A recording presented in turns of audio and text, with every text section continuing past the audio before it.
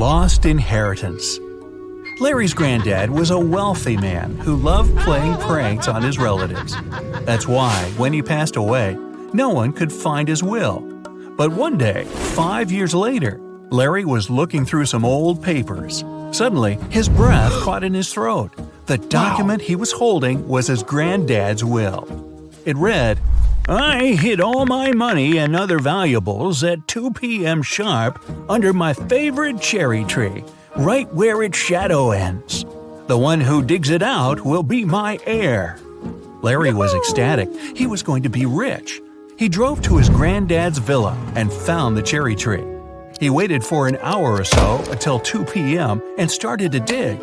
But try as he might, his efforts didn't pay off. Confused and upset, he had to return home. Why didn't he find anything?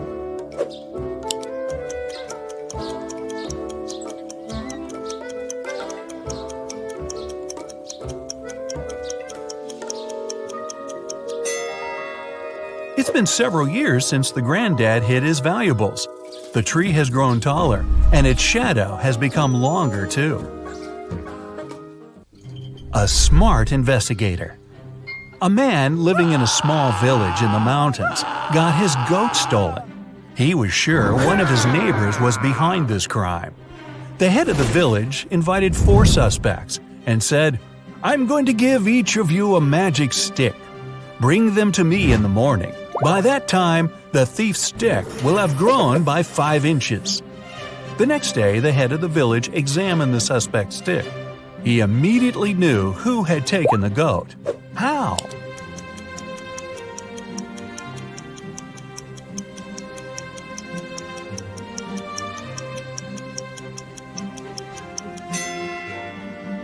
The thief's stick was 5 inches shorter than those of the rest. He had broken it, expecting it to grow longer during the night. A realization. 3 friends fell asleep under a tree in the countryside. While they were resting, a boy painted mustaches on their faces. Once the men woke up, they started to laugh. But then, all of a sudden, they stopped. Why?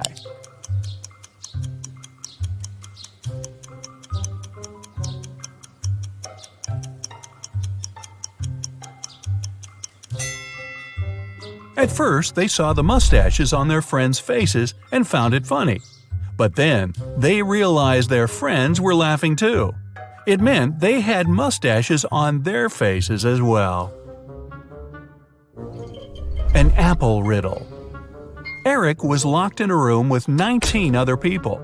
Each of them could see the entire room and all the people inside without turning their head or body or moving in any other way. To get out of the room, Eric had to place an apple in such a way that everyone but one person could see it. The guy managed to do it. How?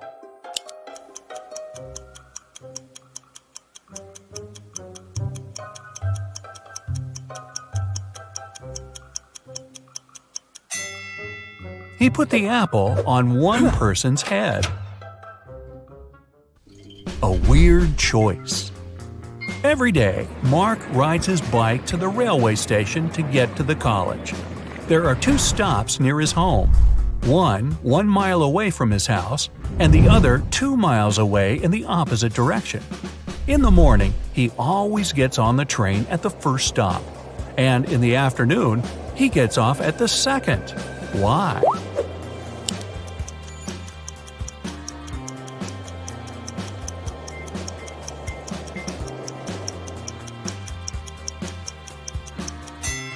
Mark's home and the stations are on the hill, and this method allows the guy to ride his bike down without any effort.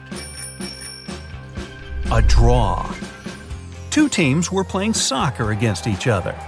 Each of them scored 2 goals in total, and still it wasn't a tie since one team won and the other lost. How come?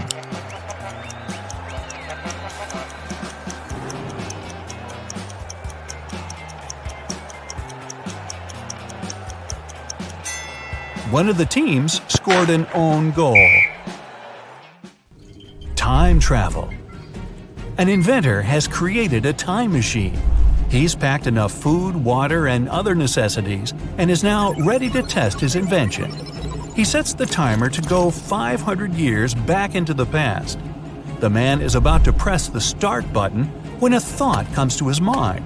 He slaps his forehead, takes the time machine and his supplies, and goes downstairs. What for?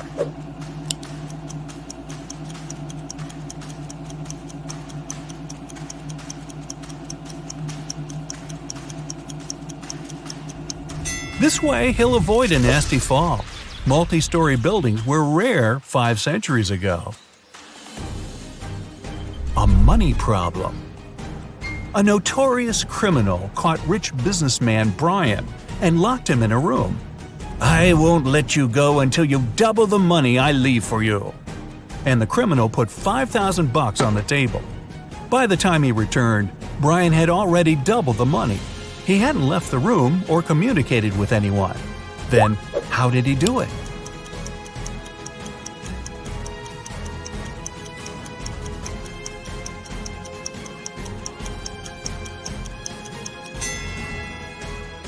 He put the money in front of the mirror. Granted wishes. Amanda was walking along the beach one day and found a glass bottle. The thing looked ancient, and the girl had to put a lot of effort into opening it. To her shock, guess what? A genie appeared from the bottle. "I'll grant you 3 wishes, but there's one condition. You can't wish for more wishes." Amanda agreed and still managed to get more wishes. How did she do it?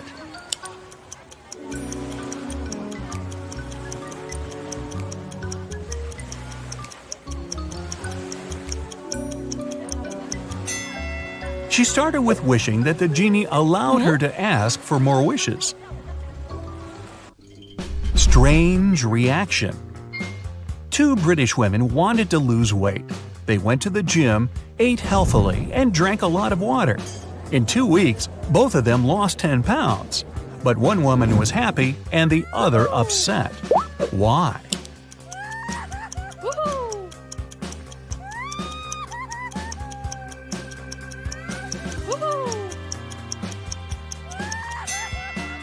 The first woman lost weight, and the second, 10 pounds in UK money.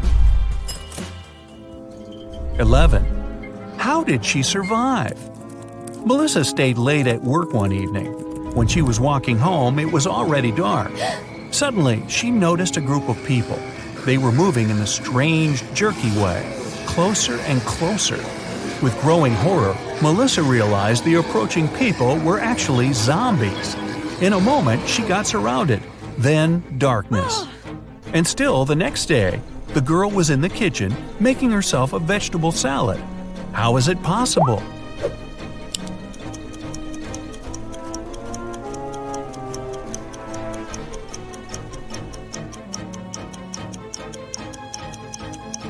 Look at the date. It's November 1st. It was Halloween the day before, and zombies were just some dressed-up guys. Beach volleyball. Andrew and his friend Kenneth went to the beach to have some fun. Andrew started to play volleyball with Gary, a guy they met there. After the game was over, Andrew went to a beach bar and ordered a lemonade.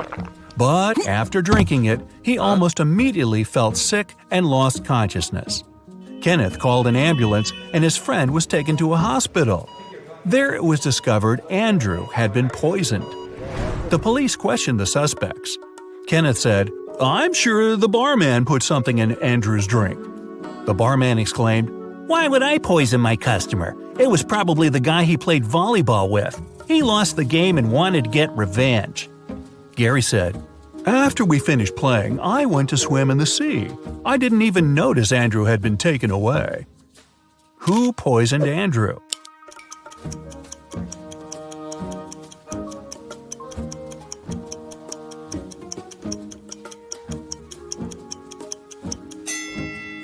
It was the barman. He lied about Gary losing the game to frame the guy. A teacher's riddle. A student had failed his test and came to his teacher asking how he could improve his marks. The teacher replied, If you manage to solve my riddle, I'll give you a better mark. You have a cardboard box. It's easier to lift from a wooden floor than from a steel table. What's in the box? The student thought for a while and answered correctly. What did he say?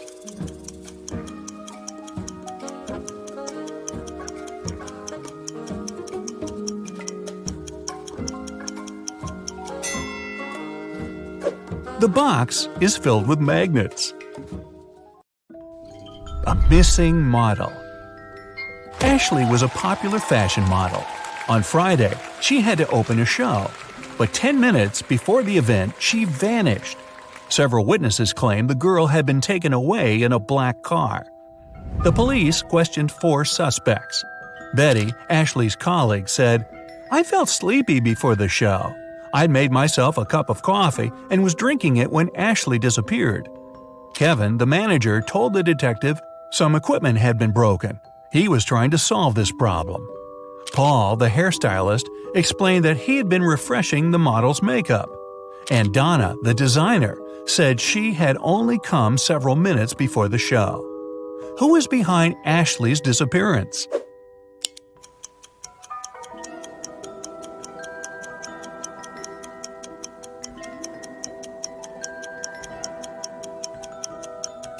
It's Paul. He's a hairstylist, and they don't deal with makeup. Plus, there are no beauty products at his station. In disguise. A feared criminal managed to escape from the police. He got a job in a wealthy mansion. When the detectives arrived there, they found out 3 men had been hired recently. They questioned each of them. Michael, the cook, told the police he had been working in a restaurant before. But then the restaurant went out of business and he found a new job. John, the gardener, answered he had always been interested in plants. After finishing garden design courses, he landed this job. Robert, the security guard, said his father was the house owner's friend. He helped Robert to get his position. Who's the criminal?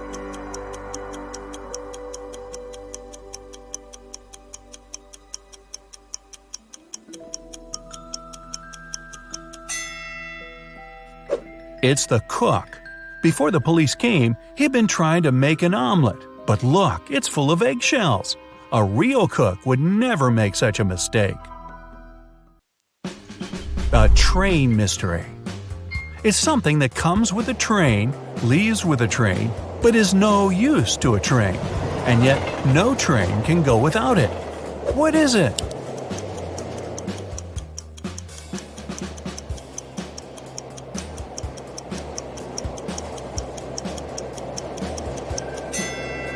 It's noise. Yeah, really. Mrs. Cooper was going to the bank when she passed out. Cece was passing by when she noticed the woman on the ground. She called the ambulance and the police. Soon the woman came to her senses, but she found out that someone had stolen all her money. There were 3 suspects, Cece and 2 other pedestrians, Teo and Mason. Who is the thief?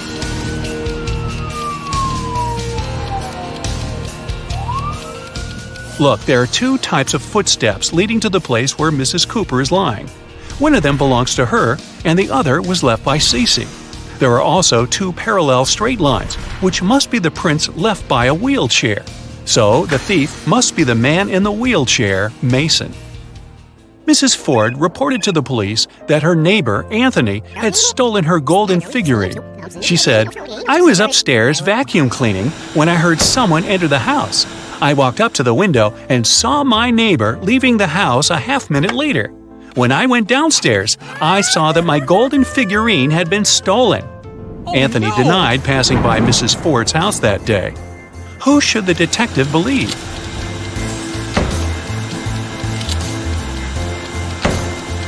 He should believe Anthony. Vacuum cleaners are noisy, so Mrs. Ford couldn't possibly hear anyone enter her house. Cheryl was having a birthday party.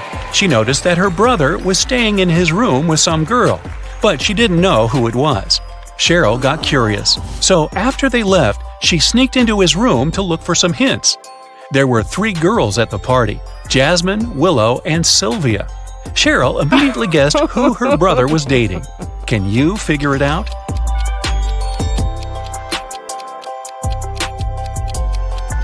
It's Sylvia. Look, there's a jacket in the room. Sylvia was wearing it at the party. Now I'll show you some pictures, and you'll need to understand what's wrong with them. Let's go. Here's the first one.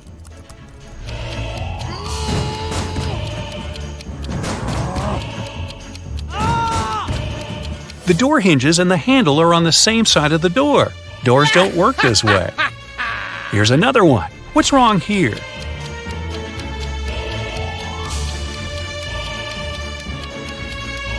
The woman isn't wearing a necklace, but it's reflected in the mirror. And what about this one?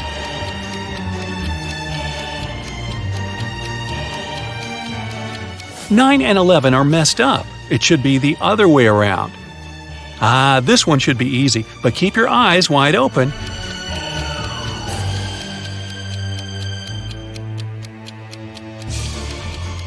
Right, there's no red traffic light. Paris went on an expedition to a desert for a month. She didn't have a strong internet connection, so she couldn't talk to her boyfriend often. Still, one day, she managed to video call him.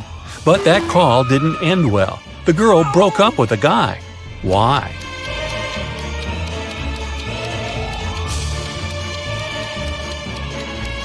Look at the background. It's nighttime for Paris's boyfriend, but he is obviously having dinner with some girl. There's a second plate and a glass with a lipstick print on it. Storm was walking with his friend in the park. Suddenly, it started raining, and they had to go home. Storm ran back as fast as he could because he didn't have a raincoat, an umbrella, or even a hood. Still, when he finally got home after running in the rain for 10 minutes, not a single hair on his head was wet. How is it possible?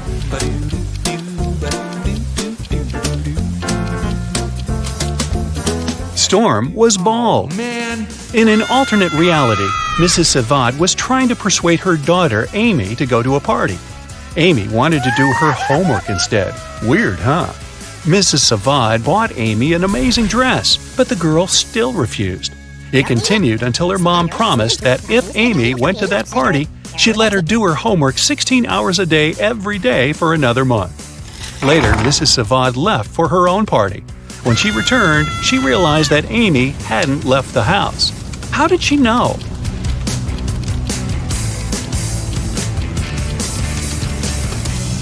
There's still a price tag on the dress, which means that Amy didn't wear it. Violet had a genius but crazy sister who was always making traps in the basement. One day, Violet went downstairs to get her laundry. As soon as she walked in, the door got locked and wouldn't open. There were 3 buttons. Violet knew that one of them would open the door, but the other 2 would electrocute her. Luckily, her sister had mercy. There was a hint. Which of the buttons will let Violet get out of the basement? If you put the letters in the right order, you'll see purple button written there. That's the one. Mrs. West came to the police station asking to check on her husband. She said that he was in his office when she called him. Suddenly, she heard her husband fall to the floor, and about 10 seconds later, he hung up without saying anything.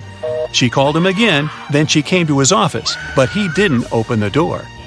The detective arrived at the office and found Mr. West unconscious. The detective was sure that the man wasn't alone in the room when it all happened. Why?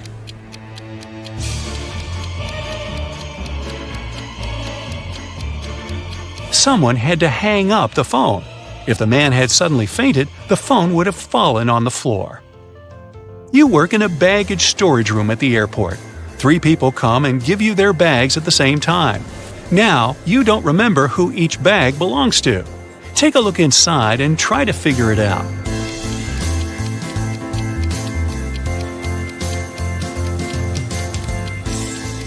There's just one girl, so the bag with a dress inside probably belongs to her. The blind man doesn't need this mirror, which means that this bag must belong to the bald man. And the bald man doesn't need a hairbrush, so the third bag must belong to the blind man. Cassie won a trip to a luxury resort in the Maldives. She goes there on a boat along with 3 other hotel guests. One of these billionaires is fake. Can you guess who?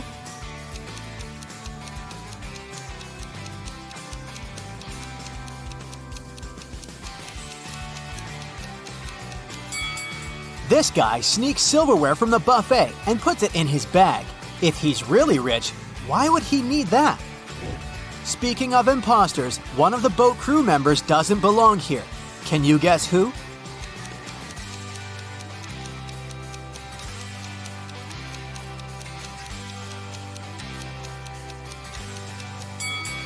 This waitress hides a police badge under her floral garland, so she's probably working undercover. Finally, Cassie comes ashore. 3 porters offer to carry her suitcase. Can you help her choose the right guy?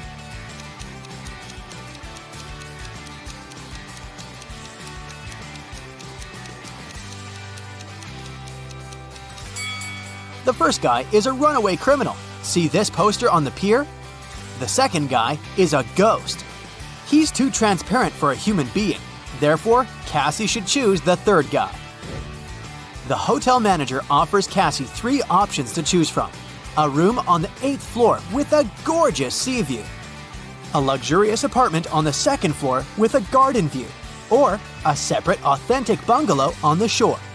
What would you choose?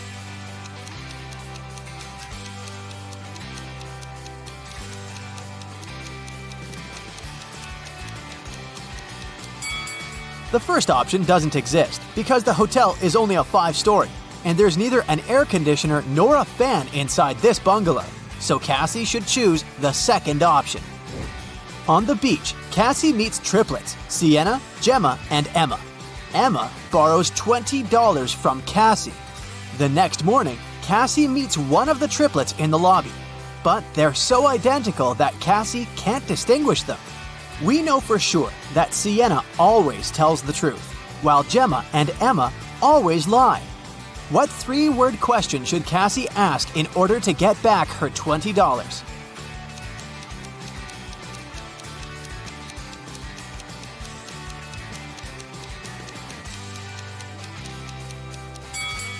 The correct question is, are you Gemma? Sienna, who only speaks the truth, would say no. Gemma, who always lies, would also say no. And Emma would say yes because she's a liar. Therefore, if the answer is yes, Cassie can demand her money.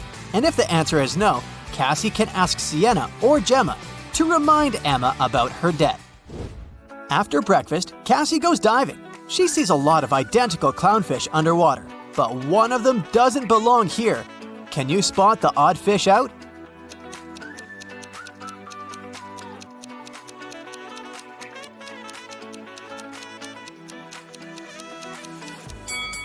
This one over here. Underwater, Cassie finds a treasure chest, but it's locked. Can you help her crack the combination lock?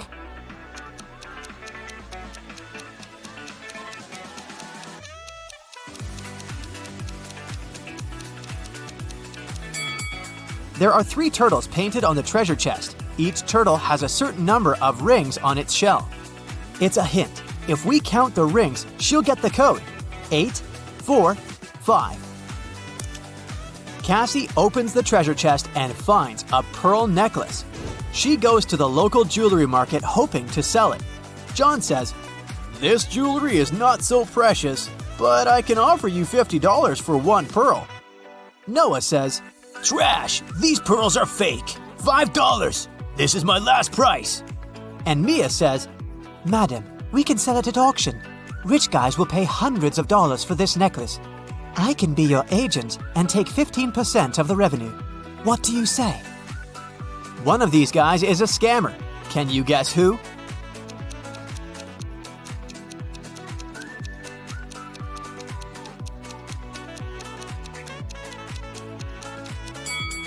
Noah is wearing another person's work badge. Therefore, he had stolen someone else's identity. Cassie wants to buy a new swimsuit. She walks into a fitting room and sees these 3 pairs of legs. Can you guess who's broke?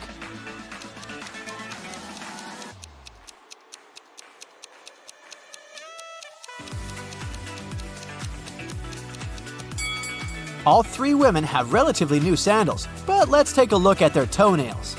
The first lady has an excellent fresh pedicure. The second one doesn't have any nail polish, but maybe she just prefers to look au naturel.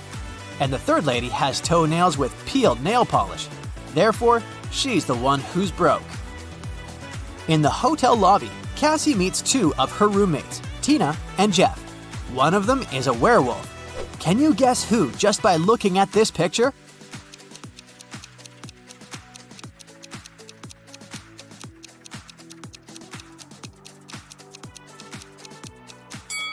Tina is a werewolf. She has handcuffs on her leg. Cassie goes to the beach to sunbathe. There's a vampire on one of these sun loungers. Can you spot where exactly?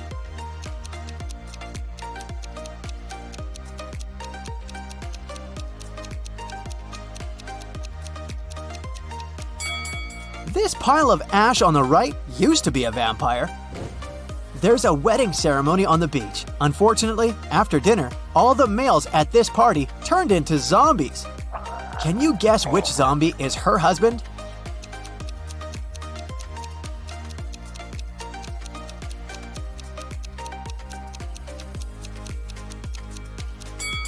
It's this guy.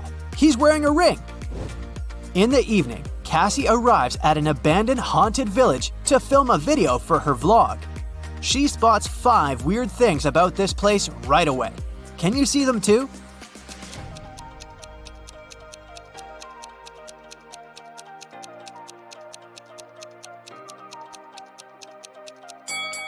These orchids have teeth. Who left these huge claw marks on the wall of this house? It's summertime, but there's a snowman in the garden.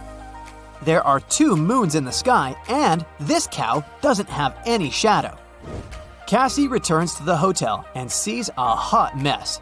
Someone has been rummaging through her stuff. She interrogates 3 suspects. The maid says, "I cleaned your room in the afternoon. All your clothes and personal belongings were neatly folded in the closet. When I left, I locked the door." The plumber says, "I also entered your room in the afternoon to fix the toilet. Luckily, everything's fine now."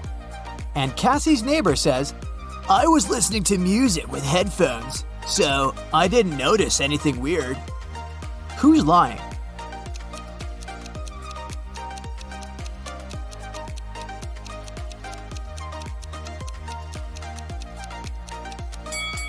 It's the plumber.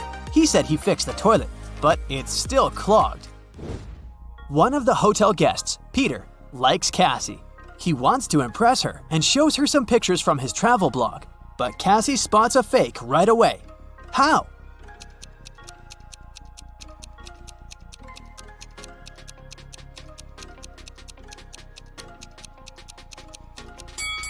Take a look at the wind direction in this picture. In the background, the wind is blowing to the left, but his hair is blowing to the right. Therefore, Richard had photoshopped himself. Someone had broken the most expensive statue in the hotel lobby. The manager interrogates 4 suspects among the guests to find out who's guilty. Melanie says, "I'm not into art. I haven't even noticed this statue before." Steven says, "Sorry, dude. I've been out skydiving all day long." Zach says, "Don't worry, that sculpture was tasteless. I'm an art dealer and I can get you a new one." And Sophie says, "I was chilling at the spa, so I didn't see anything." Can you spot who's guilty?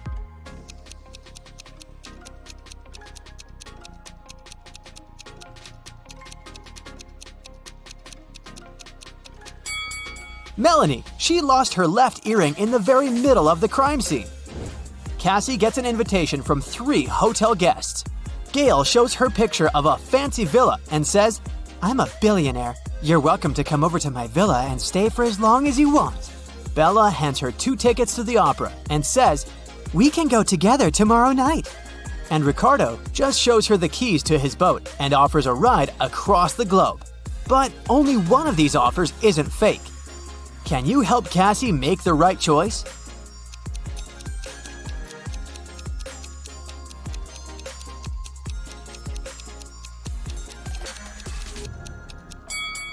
There's a for sale sign near the villa, so Gail's offer doesn't look trustworthy.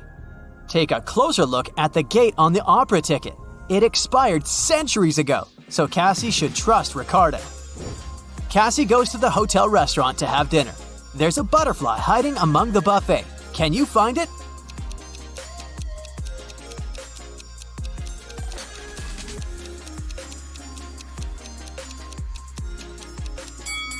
It's over here. After lunch, Mike headed for the next room, but before the guy got inside, he had to solve a riddle to open the door. Some will use me, others will not. Some remember me, others forget. I can't be picked up off the ground or tossed into the sea. You can only gain me with time. What am I?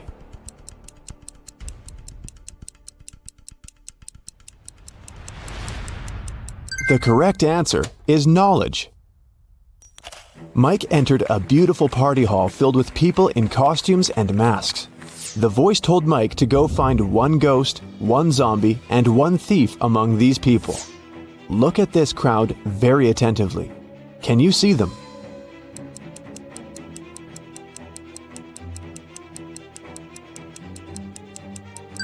The guy over there doesn't seem to have legs, and he's levitating. He must be a ghost. Look at this woman's food. Only zombies would eat that. And the woman over there is the thief. Her diamond ring doesn't fit her finger. Also, the ring is very similar to this lady's jewelry set. Mike tried to open the next door and receive a new question immediately. I look flat, but I'm deep. Hidden realms I shelter. Lives I take, but food I offer. At times I am beautiful. I can be calm, angry, and turbulent. I have no heart, but I offer pleasure and freedom. No man can own me, yet I encompass what all men must have. What am I? Mike solved this riddle and entered the next room. Have you figured out the answer too?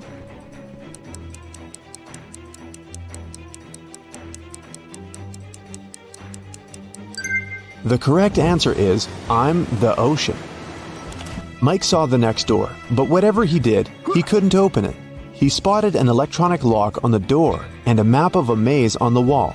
The voice said that Mike must solve the riddle to open the door. Can you help?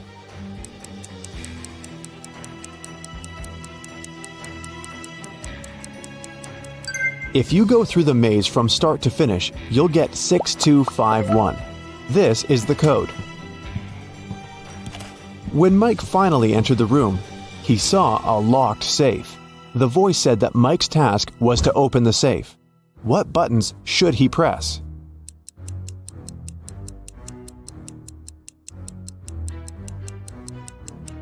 The puzzles present three colors: pink, white, and brown.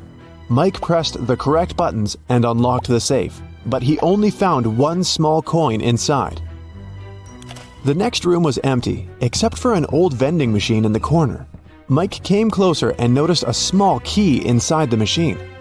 Suddenly, the walls began to move. The room was getting smaller and smaller. The voice told Mike to be careful because the vending machine was broken. Some wires were torn and mixed up. Which button should Mike press to get the key out and get out of the room before it's too late?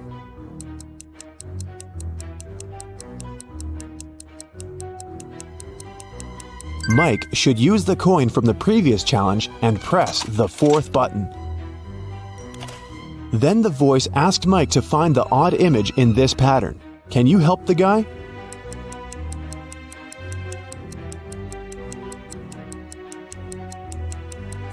The couple over there is different.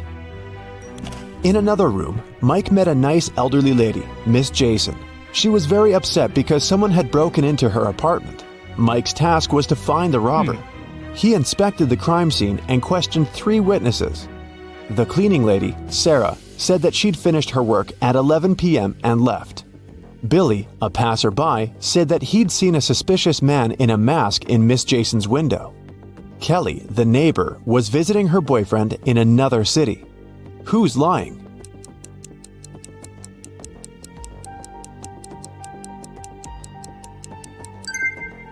Billy. He's a passerby and just met Miss Jason. Then how come he knows which window is hers? It got very dark outside, but Mike's weird quest continued. He entered a jewelry store and its owner explained the guy his next task. Someone had broken into the store and taken the most expensive diamond jewelry. But luckily, the robber left their fingerprints on the shards of broken glass. There are 3 suspects: a werewolf, an elf, and a zombie. Can you help Mike find the real robber?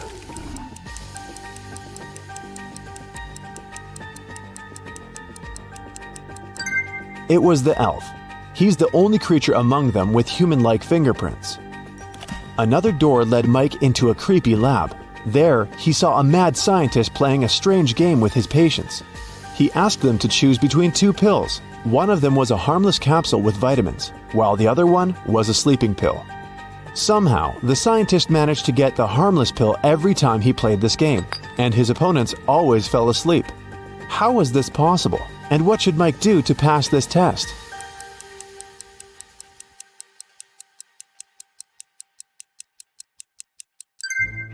Both pills were actually harmless. The scientist added a special substance to the glasses of water he offered his patients to wash down the pills. So, to stay awake, Mike should switch the glasses or simply refuse to drink any water. You suddenly wake up trapped in a dark room. Your only source of light is a candle. There are two doors in front of you. Behind one of them, there's a tunnel that will lead you outside to freedom. Behind the other, just a cold brick wall. You have a key that will open only one of the doors, and you can try it just once. So, how do you know which door to try?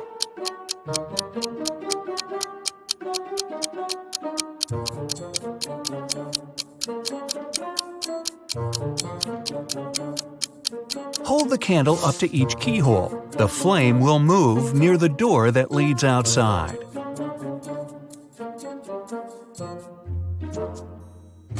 You escape to freedom, but you need to send some important documents to your friend Beth. You can't mail them in a regular package because the precious papers will get stolen. So you put them in a box and lock it. But Beth doesn't have the key to this lock. How can you send the papers if you can't send the key to the lock separately?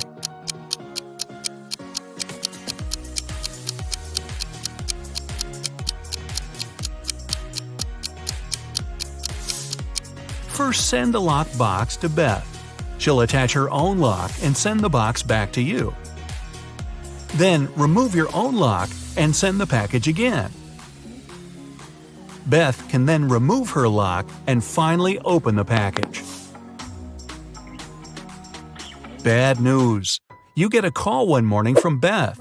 She says the crucial documents were stolen from her office. They'd been on the desk the evening before, but are nowhere to be found this morning. You immediately go there to question the employees. In no time, you gather 3 suspects. Sean said he had been at the movies last night. Michael had taken his girlfriend to an amusement park. And Christina was at a prestigious art gallery. Who's lying?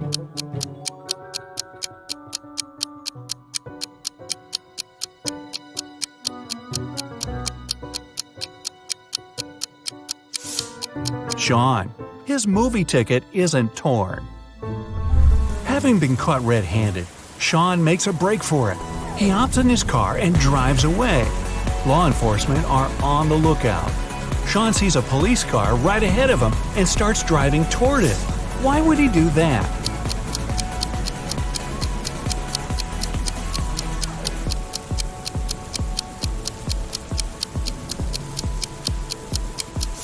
He was on a bridge. He needed to go toward the patrol car to get to the other side and make his escape. No such luck for poor Sean. He gets caught and locked up. But he starts hearing rumors of an inmate planning to break out. The guards have 2 suspects. First, a quiet bookworm who spends most of his days with his nose buried in sci-fi novels. The second, a big burly tattooed guy who's always working out. Who should Sean become friends with if he wants to get out of here?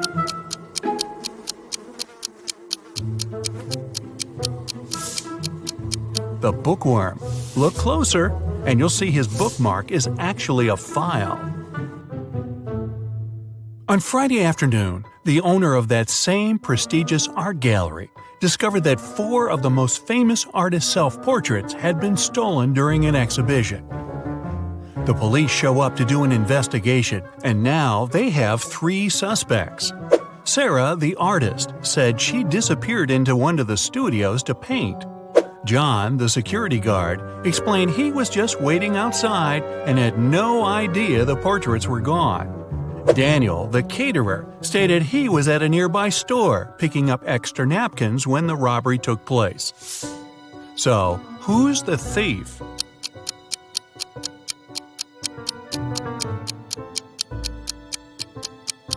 It's the security guard. He couldn't have known the stolen paintings were portraits if he was standing outside. As fate would have it, there was another incident that night. Michael, who never really liked what passed for art in modern times, rushed into the gallery and caused millions of dollars worth of damage to several paintings. Yet the gallery's owner thanked him for his actions. How come?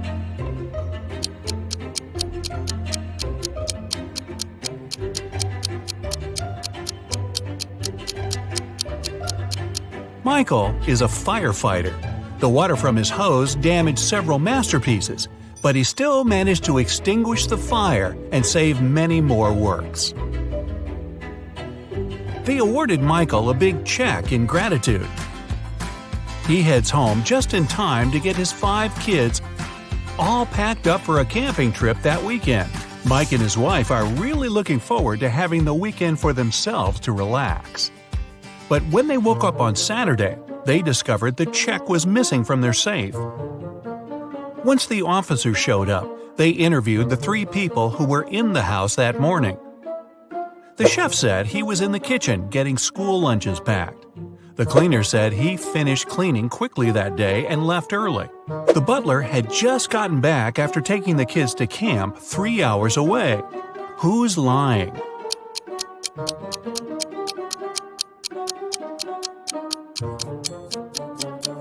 It's the chef. It's Saturday, so there's no school, and the kids have gone camping. Meanwhile, on the other side of town, a scientist is working on something bizarre. He invites Kevin and Claire as blind test subjects for his new serum invention. He gives them each a glass of ice-cold lemonade. Kevin drinks his fast, but Claire apprehensively waits to see the side effects on him first. After 2 hours, nothing happens, so she drinks her glass. 2 minutes later, her skin turns green. If both the drinks had the serum, why was only Claire affected?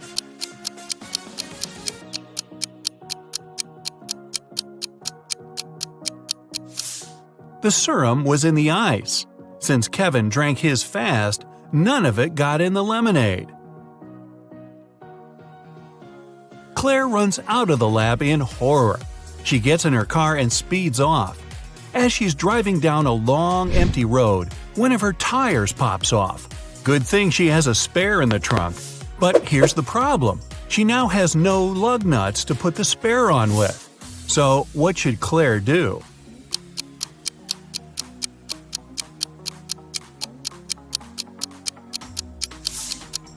Unscrew one lug nut from each of the other 3 wheels and use them to attach the spare tire. It'll be enough to get to the nearest garage safely. As Claire is putting on her spare tire, the scientist catches up to her. He hands her 4 pills and tells her it's a complex cure to the green face serum. 2 of the pills are an antidote, and the other 2 are a catalyst that activates it. Claire must take 1 of each type together. If she takes 2 of the same, her face will stay green forever. Just as the scientist is handing her the pills, he trips and they get all mixed up. They look identical. What should Claire do?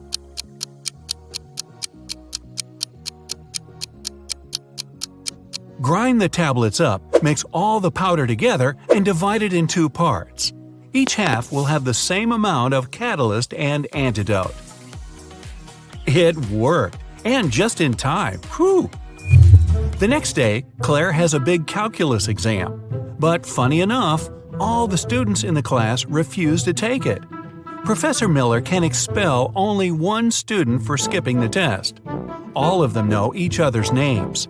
If a student knows they'll be expelled, they agree to take the test. How can the professor make all the students take it?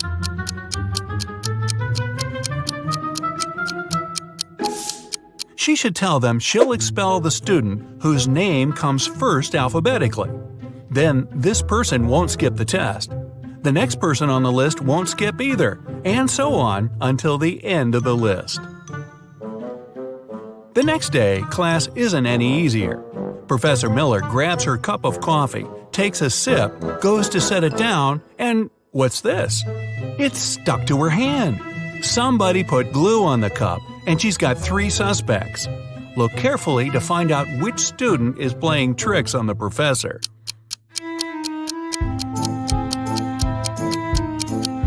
Sure, the first student has an awfully guilt-ridden look on his face. And the second student's smile looks just like pride for a job well done. But look closer at the third student's pocket. Yep, it's the tip of a glue bottle. Professor Miller is so annoyed by her class's shenanigans, she decides to change her career. Wow. She opens a shoe factory. She's so successful that she builds a second one in another city. But despite her success, the problems don't end. Her employees keep secretly taking shoes from the plant. What can she do to resolve the issue?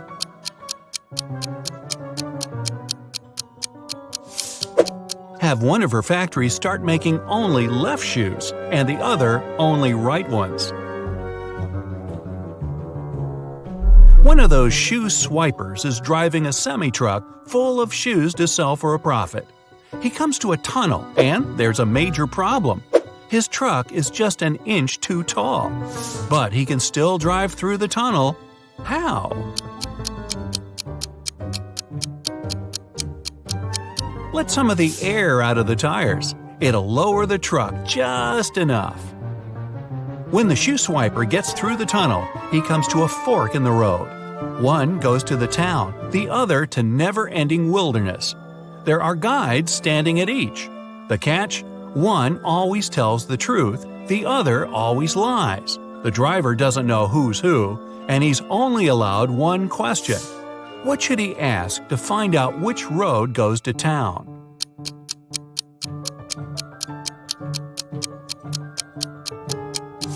Ask either one of the guides which road the other would say is the right way. Then he must choose the opposite. The truth teller knows the other will lie, so they'll point the driver toward the road to nowhere. If he asks the liar, they'll know the other guard would honestly point him toward the town, so they'll again recommend the road to nowhere.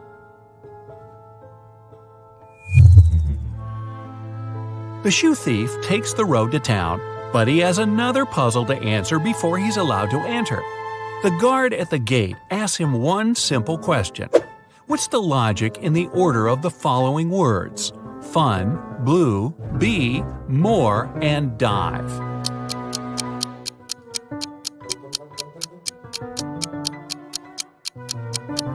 Every word rhymes with its number on the list. Fun 1, blue 2, bee 3, and so on. The shoe swiper finally settles down in this new town. Too bad for him, he can only use a payphone to make calls. One day, the phone breaks. He informs the phone company, but they do nothing. He tries again the next day. Same result. The third time, he finally gets them to come out and fix the phone. So, what did he say?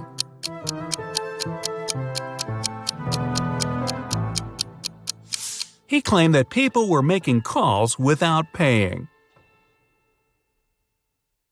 Come on, movie lovers, try to figure out the names of the movies hidden in these emojis.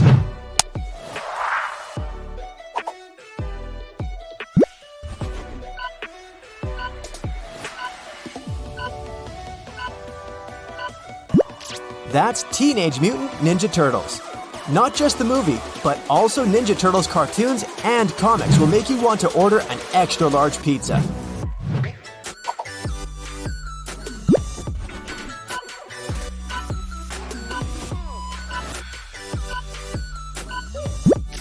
This is Ocean's 11. Which Ocean movie is your favorite?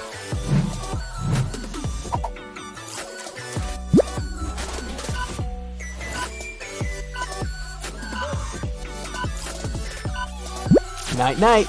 This is Sleeping Beauty.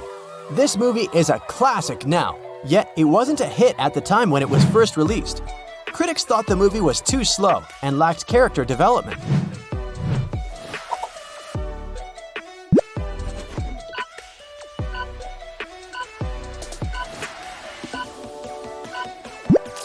Spider-Man. With great power comes great responsibility. You're right, Uncle Ben.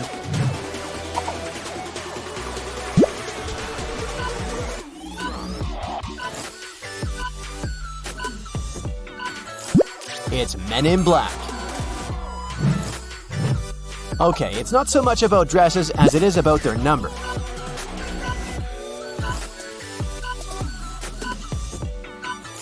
The movie's name is 27 Dresses. This rom-com was directed by Anne Fletcher in 2008. Moving on to another movie about marriage, but this couple is a bit more extraordinary.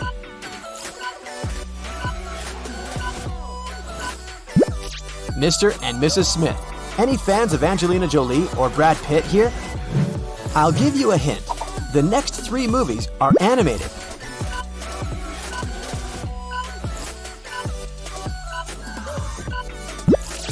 Frozen. Do you prefer earlier hand-drawn 2D movies by Disney or the latest 3D ones?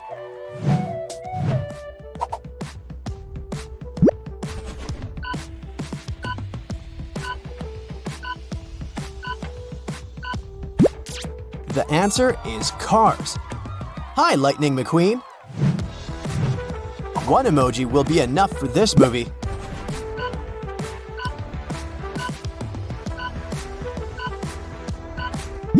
It's The Little Mermaid.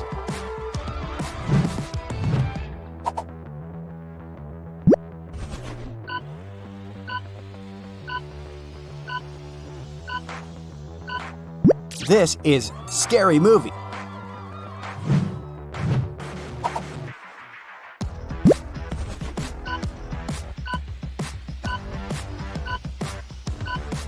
The answer is Night at the Museum.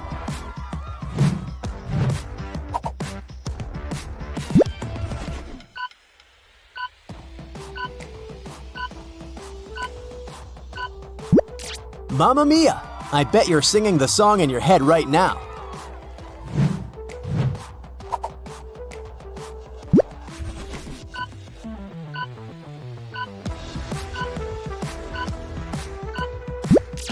This is Thor, or maybe it's Loki in disguise.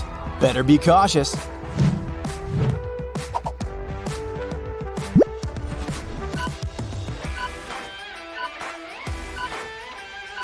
The name of this movie is The Boss Baby.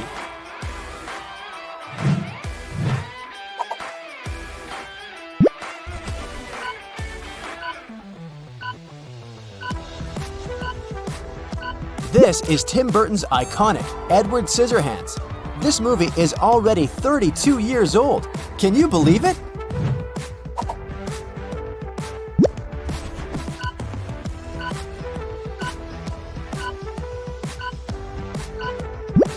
Titanic. The director, James Cameron, wanted to keep the name of the movie confidential, so he called it Planet Ice, while getting the shots of the iceberg. Imagine what would have happened if the movie had been released under that name.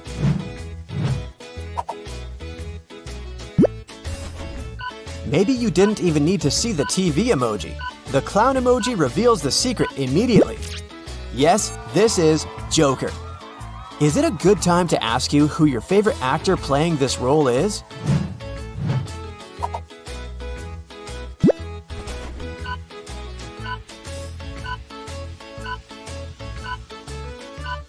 The answer is Ratatouille.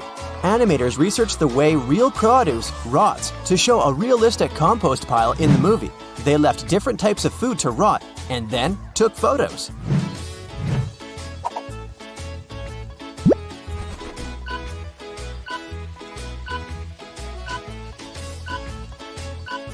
This is Fantastic Beasts and Where to Find Them. The next one is an Oscar winner, directed by Clint Eastwood.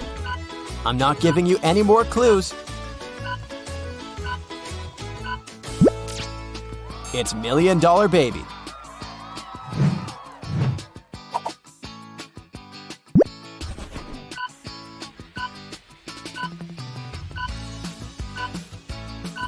The answer is Finding Nemo. When director Andrew Stanton was pitching his Finding Nemo idea to the chief creative officer of Pixar, he got interrupted. And then he heard this exact sentence. "You had me at fish." Wow, lucky Stanton. Here's another movie Johnny Depp acted in.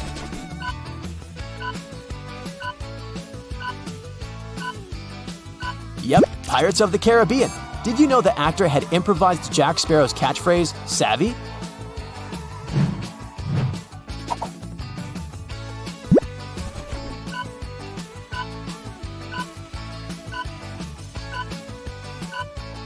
The Sound of Music. You change one emoji and it can turn into another movie. Sound of Metal.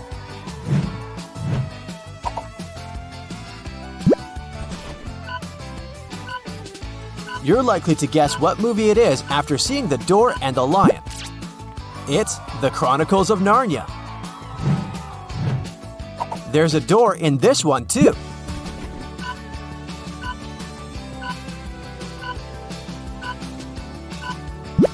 This is Monsters, Inc.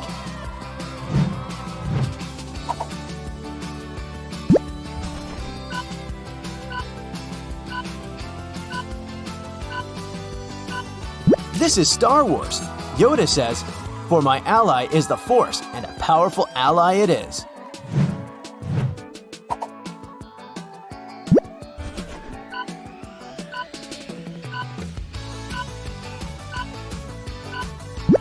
You're right, that's Jaws. Did you know that Steven Spielberg's dogs appeared in the movie? His pooches are famous for playing Police Chief Brody's dogs.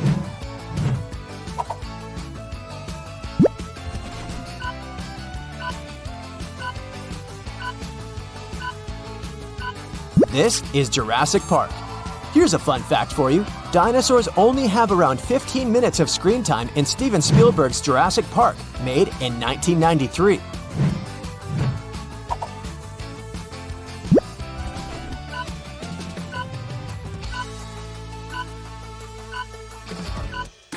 This is Harry Potter.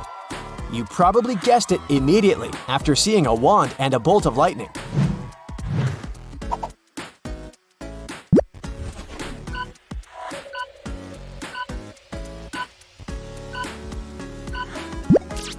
This one's Charlie and the Chocolate Factory.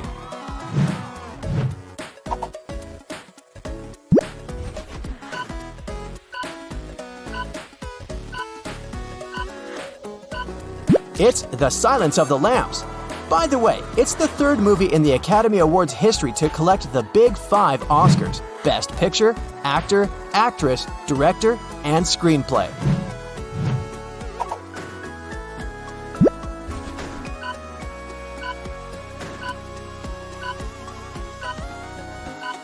The Lord of the Rings, my precious.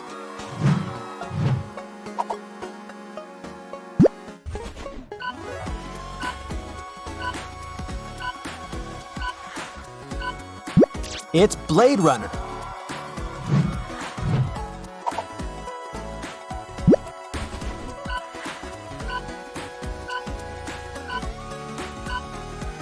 The movie is The Wolf of Wall Street. Martin Scorsese's first cut of the movie was 4 hours. Then he managed to cut it down to 3 hours. Would you still watch the movie if it was longer?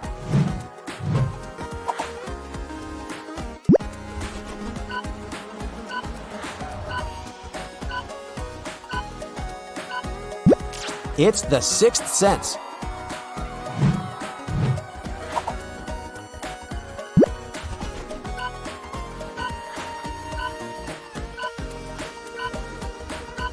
And this one is 4 Weddings and a Funeral.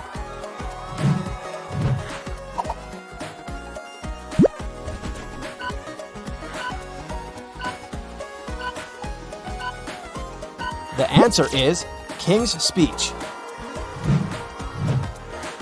Which movie is this?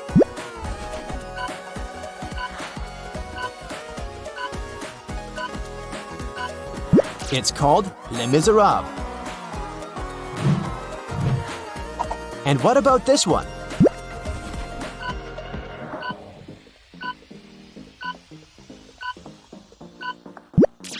Trainspotting. Can you speak fluent emoji? Continue to test yourself. This time, city names are written with emojis.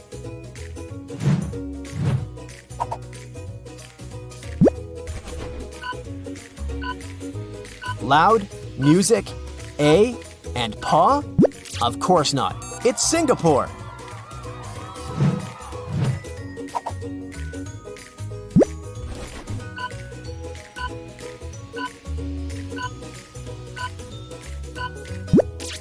It's Helsinki. Makes sense, huh?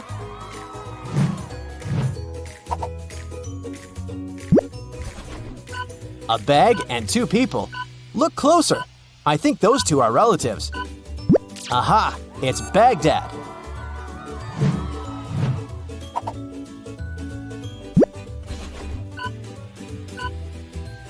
Foot, key, O? No, wait. It's Tokyo. Tokyo.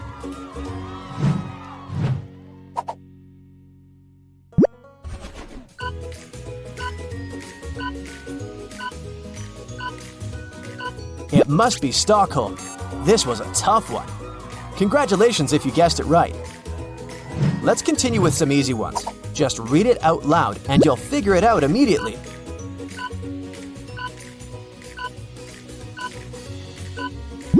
It is Athens.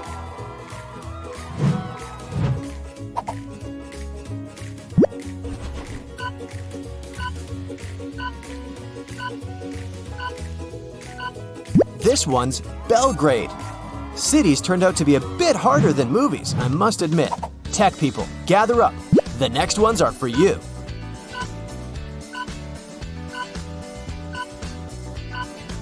Facebook. Super easy. Okay, I'll add some letters in between for this one.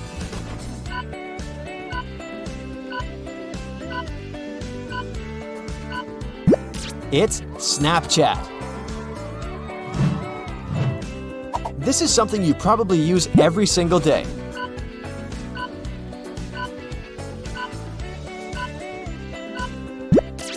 Google search.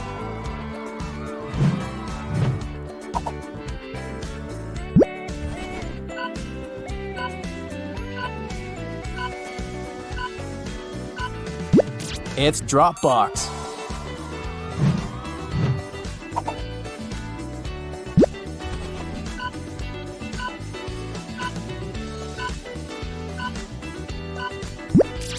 Play Store. All this talking has made me hungry. I'll go to the food court. Guess the fast food chain.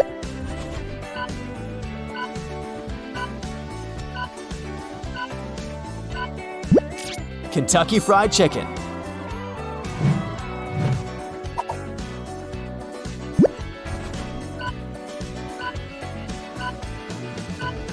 This one is pretty self-explanatory. It's Taco Bell.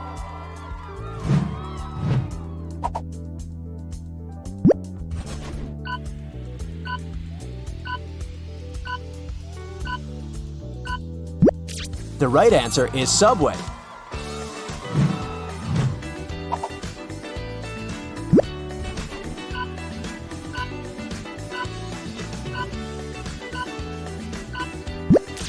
It's Wendy's.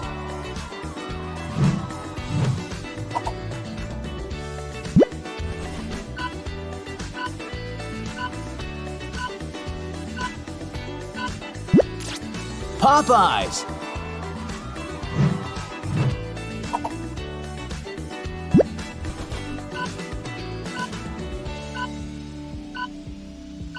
Airby? Nope. Arby's.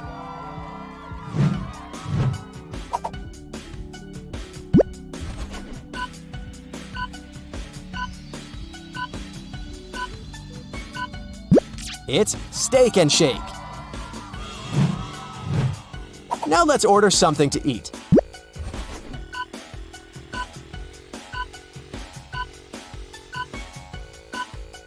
French fries.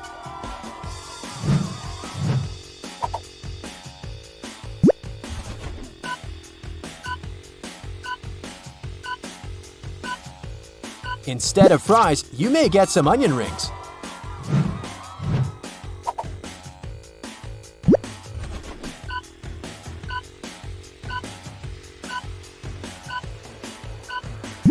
Or a hot dog.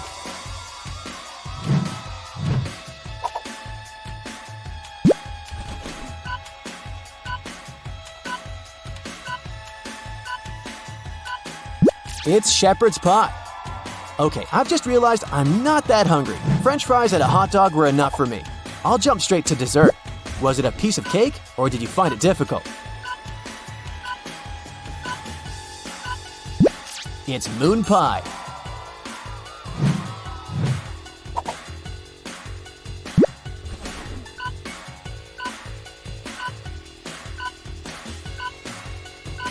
The answer is a fortune cookie.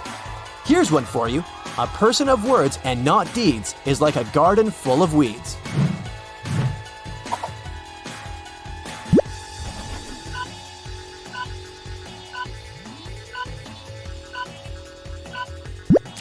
It's cheesecake.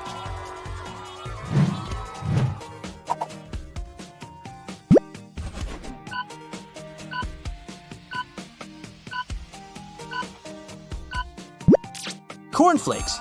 Are you a continental breakfast kind of person? Or do you prefer to spend your morning at the breakfast table full of food to get you through the entire day?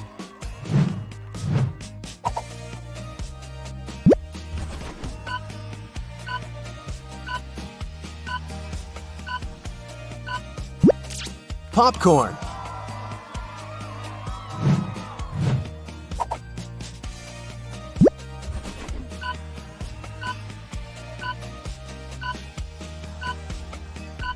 The answer is pineapple.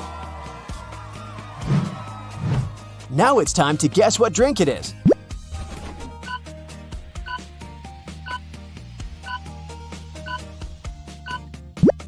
It's Red Bull. Bingo!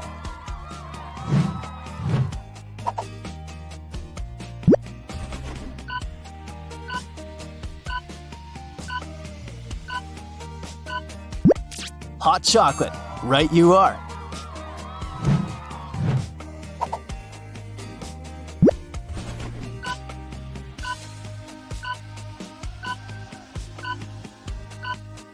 This one is 7-Up. Easy, right?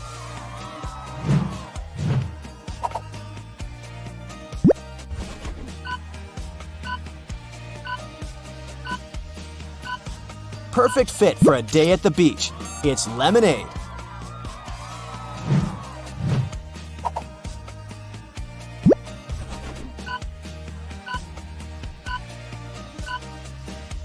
It's a green teapot. Just kidding. It's green tea.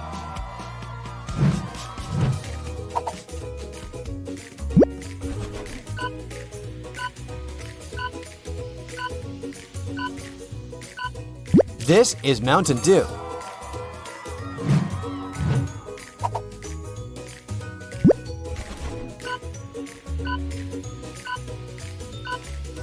It's literally what you see on the screen. Iced coffee. Let's move on to something harder, shall we?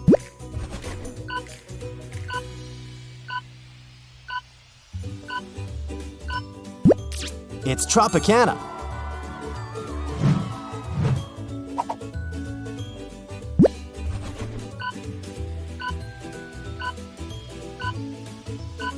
Dr. Chili Pepper? No, it's just Dr. Pepper. The next one comes with a brand name.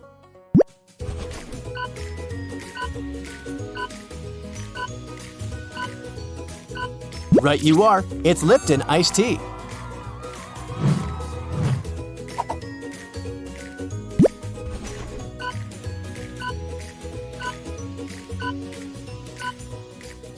This one's Starbucks. Who wants a strawberry frappuccino?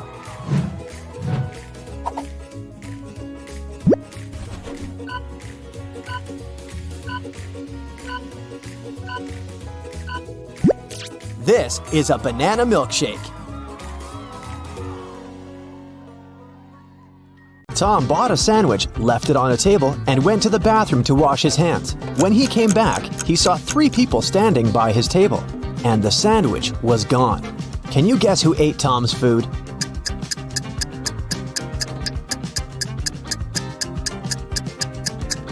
This guy over there. He left some crumbs. Tom decided to take a bus to get to the lab in time, but as soon as he took a seat, Tom noticed a vampire among the passengers. Can you see the vampire too?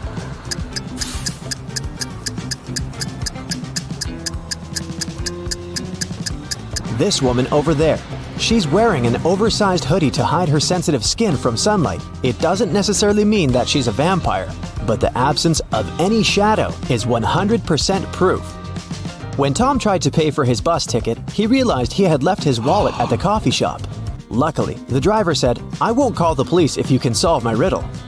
Tom agreed to this deal and listened to the riddle attentively. I make loud sounds when I change. After I change, I get bigger, but way less. What am I? Have you guessed? It's popcorn.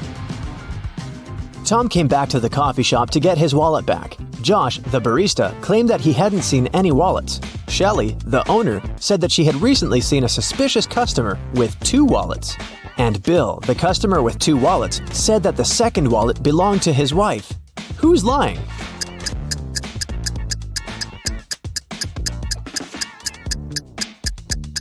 The barista. Take a look at his feet. He's standing on Tom's wallet. Shelley and Josh didn't want to involve the police, and Tom suggested playing a game. He told the barista, "I won't call the police if you solve my riddle.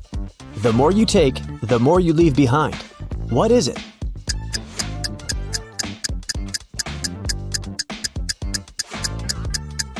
Unfortunately, the barista couldn't figure out the right answer and went to jail. The correct answer is footsteps. Tom was running out of time and decided to get to the lab by taxi. But his application went crazy and sent Tom this weird maze. The instructions said, if you want to know the numbers on the license plate of your taxi, solve this riddle. Can you help Tom?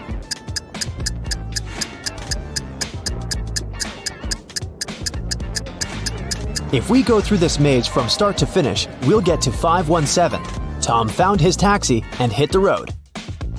The driver stopped in the middle of nowhere and took out a weird gadget. He opened a portal that transported Tom to the top of a mountain. There, he met his own evil twin from a parallel universe, and this twin wanted the box. Tom started running and fell into an ice cave with 3 tunnels. There was a hungry cougar inside the first tunnel. The second tunnel was full of bats that fed on human blood. And a dozen evil wizards were waiting for Tom inside the third tunnel. Which way should he choose?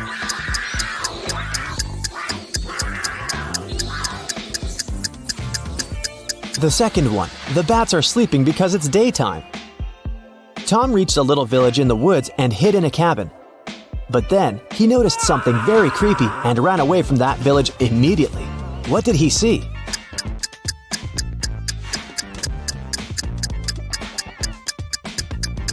This glove over there is not actually a glove. This cabin probably belongs to zombies, not people. Tom found some road, stopped a truck, and asked the driver to take him to the nearest airport. But the man asked Tom to solve a riddle first. I am known to bring bad luck when you see me in the dark, but I don't like the rain. But one thing's for sure, you won't hear me bark. What am I? What should Tom answer to get a ride?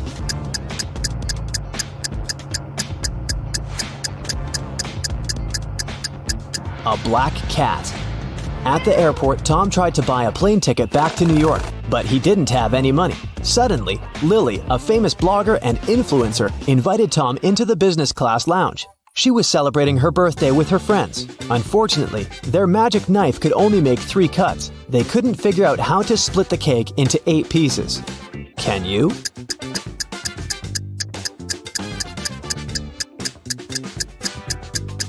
First, they should cut the cake in half. Then they can make another cut so that there are 4 equal pieces. Now they need to cut the cake sideways through the middle so that it has 2 layers. Now everybody has a piece except for Tom. But Lily gave him a more generous gift. She bought the guy a ticket to New York. Finally, Tom brought the mysterious box to the abandoned lab. He noticed a metal door and tried to open it. But the door was locked. A red sign appeared on a little screen next to the door. It asked for a password. There was a hint on the wall. 1, 2, 3, 4, 5, 6, 7, 8. Can you help Tom crack the code?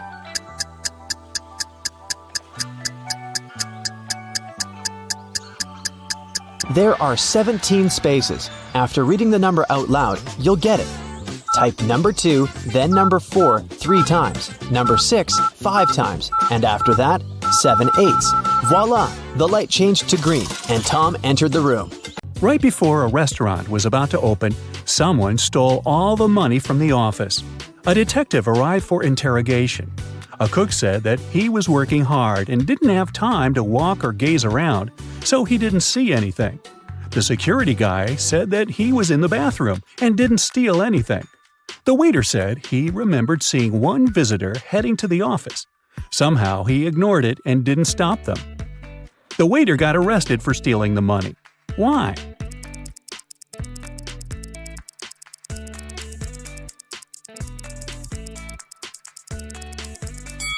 The restaurant was yet closed, and there couldn't be any visitors. Kennedy woke up in some dungeon. She tried to escape, but the door was locked. All of a sudden, a clock appeared and started ticking. It said that there would be an explosion in half a minute if she didn't crack the code. It was just one number, but the trick was that Kennedy only had 2 attempts. Luckily, there was a hint. Kennedy tried 60, but it didn't work. What must be her second guess?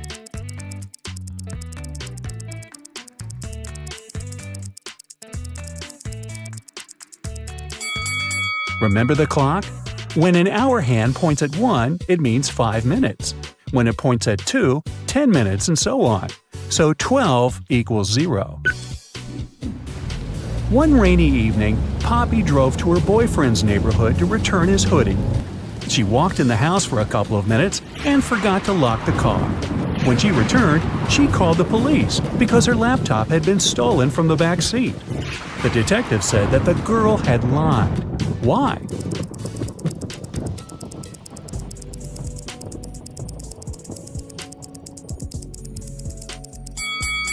Poppy has a 2-door car. There's no back seat in her automobile. Ms. Brown, Miss White, and Mr. Green are best friends who met up at a restaurant to celebrate their college graduation. Ms. White suddenly noticed one fun fact and said, "Look, we're all wearing our colors, but no one wears their color." "Yeah, Virginia White, you're right," responded the girl in a green dress. "Can you tell who is who?"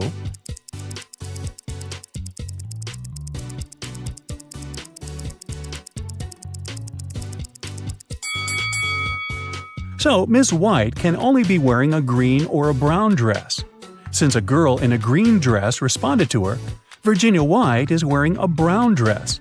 This leaves us with the fact that the girl in the green dress must be Miss Brown, and the girl in the white dress must be Ms. Green.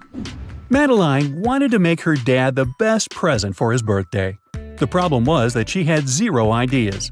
She decided to sneak into her dad's computer and see what he has saved in his online shopping cart. The computer required a password, and Madeline didn't know it. Can you help her figure it out?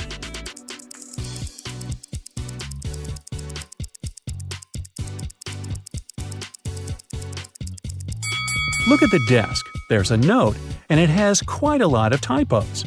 It could be done on purpose. Find every typo and put them together. O in laundry, extra L in school, I in clean, C in basement, and V in answer. So the password is OLICV. Ned works in a club, and his job is to check people's IDs and to not let any suspicious people in. Take a look at these 3 ID cards and figure out who wasn't supposed to enter the club. So here's the first one. She seems fine, let her in. What do you say about this girl? Don't let her in. The month and date are flipped. She must have a fake ID. Bye, girl. Okay, next. Look, in or out? Look, the guy in the photo has a tattoo on his neck, but in reality, he doesn't have one. That's suspicious. Don't let him in. Okay, here's the next guest. He seems fine to me. And this girl? She seems alright. Green light. Okay, another one. In or out? Look, there's a typo in birth.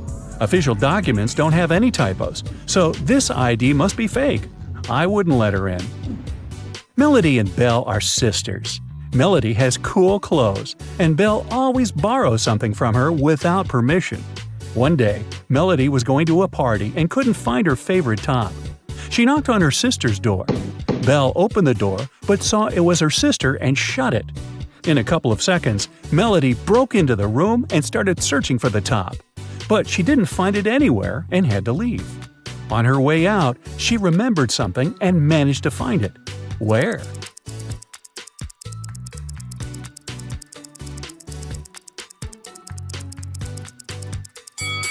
Melody remembered that when Belle opened the door, she had her hoodie unzipped. After she shut the door, Belle zipped it. She was wearing the top. Atlas was wandering in a forest and came across a huge mansion. He walked in, and the doors behind him got locked. There were 3 ways out. Behind the first door, there was a room with poisonous gas that made your skin melt. Behind the second door, there was a hungry wolf. Behind the third door, there was a window, but there was no ladder. How can Atlas escape safely?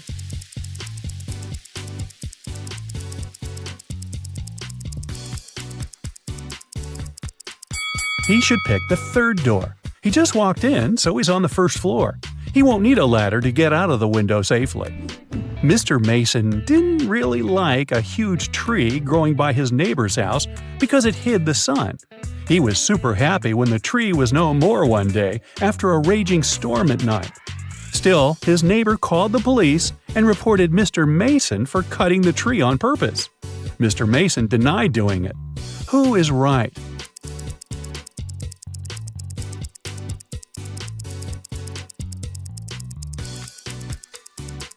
If it were the storm that broke the tree, the cut would be messy, but the tree is perfectly sawn off, so it's some person's work. Maybe not Mr. Mason, but definitely not the storm. Now Tyler runs an amusement park. He's having a job interview with these 3 clowns, but only one of them is not dangerous. Can you help Tyler hire the right person?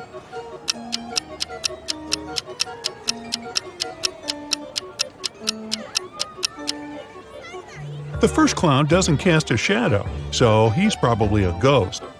And the third clown is stealing money from the second clown's pocket, so he's a thief. Therefore, Tyler should hire the second clown. Peter and Holly are having their first date in the amusement park. They decide to ride the Tunnel of Love. At some point, it gets pretty dark inside the tunnel, and after the ride, Peter finds out that his wallet is gone. Tyler calls the police and questions 3 customers from nearby swan boats. Bella says, "I'm sorry, I filmed a video on my phone. I didn't look around." Tim says, "No way, bro, my wallet is gone too." And Lisa replies, "In the dark, I felt someone touching my bag. I pushed the attacker away." Can you spot the thief?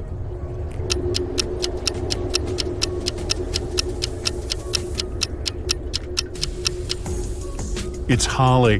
Take a look at her bag. There are 2 wallets inside it, and here's one more in her pocket. Tyler receives a curious delivery. It has streets, but no pavement. It has cities, but no buildings. It has forests, but no trees. Also, it has rivers, yet no water. Can you guess what it is?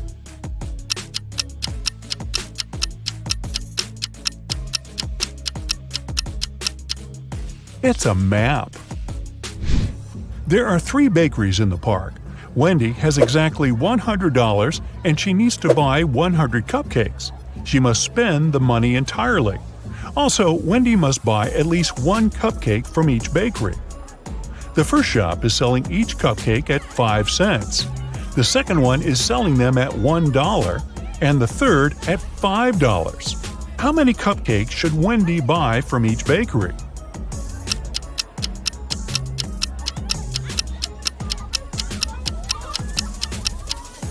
To fit the budget, Wendy should buy 80 cupcakes from the first shop, 1 cupcake from the second shop, and 19 cupcakes from the third shop.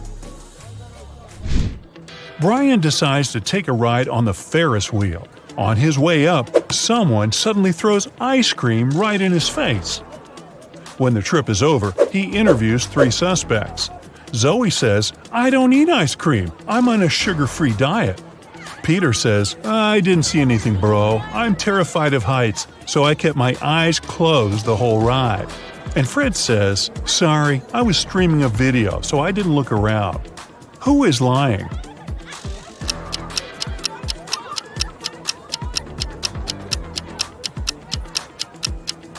Peter. If he's terribly afraid of heights, why would he ride the Ferris wheel? Brian is wandering around the park. Suddenly, someone approaches him from the back and grabs his phone. The thief is wearing a mask, so Brian can't see his face. The thief runs into a cafe and hides among the customers. Can you help Brian spot the criminal?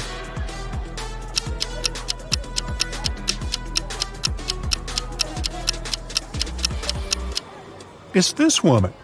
She's hiding Brian's wallet in the menu. Tyler is walking down the street after a long work day. Suddenly, he pushes this lady. Can you guess why?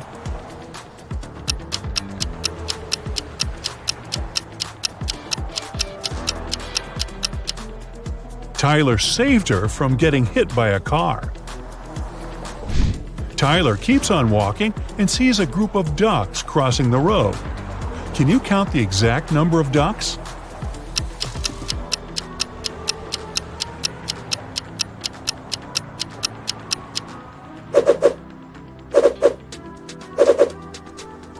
$16. Tyler enters a jewelry shop where his girlfriend Mary works as a saleswoman. Unfortunately, he finds her unconscious on the floor. He calls doctors immediately. They figure out that Mary was poisoned. Tyler questions 3 witnesses. The cleaning lady says, "I was cleaning silver jewelry in the storage room." The guard said, "I was having a lunch break outdoors and talking with my friend." And the boss says, "I had a business meeting in another part of the city." Can you help Tyler figure out who poisoned Mary?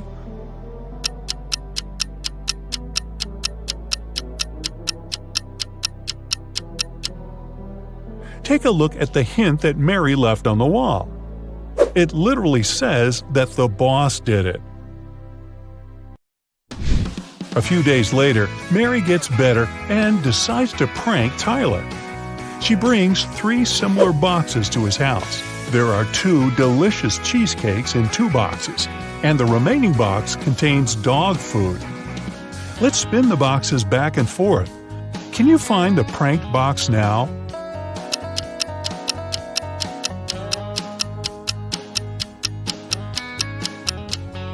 Aha! The second one. Tyler gets an urgent call from his assistant. Someone painted graffiti at a vegan restaurant in his park. Tyler interrogates 3 employees. The cleaner says, "I had an urgent call from my mother, so I went outside the restaurant to the backyard. When I returned, the graffiti was already there." The waitress says, "I was taking an order. Suddenly, I looked out the window and saw a person in a black hoodie. He dropped a paint can and ran away." And the cook says, "I was wearing my earphones and frying chicken wings in the kitchen, so I didn't notice anything suspicious." Who's lying?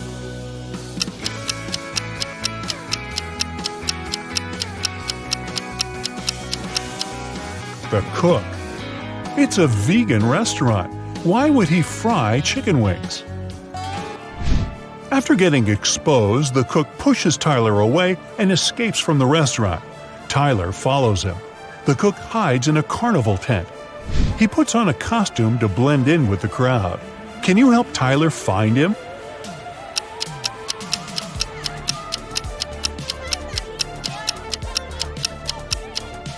There he is. It was raining heavily outside, so his shoes got wet. Tyler is walking around the park and spots 4 weird details. Can you see them too?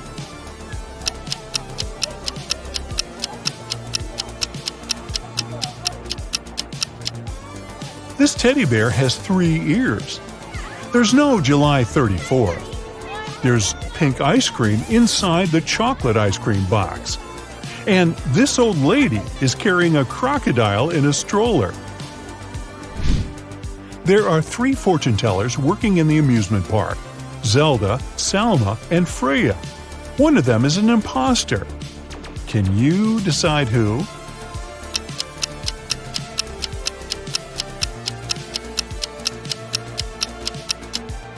Selma has an earphone in her ear, which probably means that someone is helping her when she tells fate. Later that night, Tyler finds Zelda lying unconscious at her workplace. There's a weird note in her hand. Tyler calls the doctors and the police.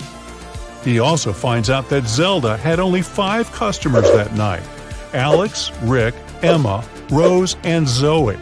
Can you figure out who's guilty?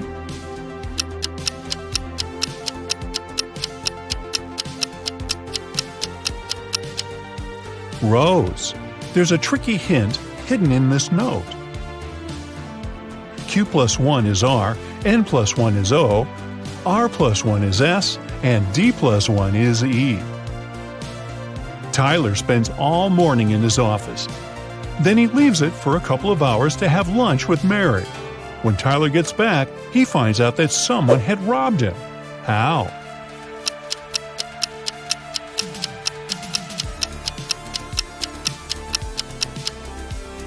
These 6 items are missing. Tyler is checking out these clowns' makeup before their performance. Can you spot the odd one out?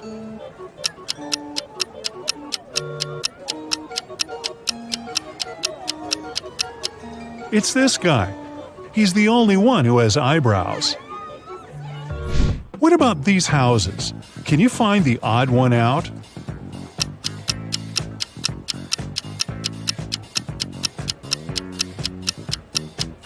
Yup, it's this one. Tyler receives 4 new tents. Unfortunately, one of them has a slightly different design. Can you spot which one?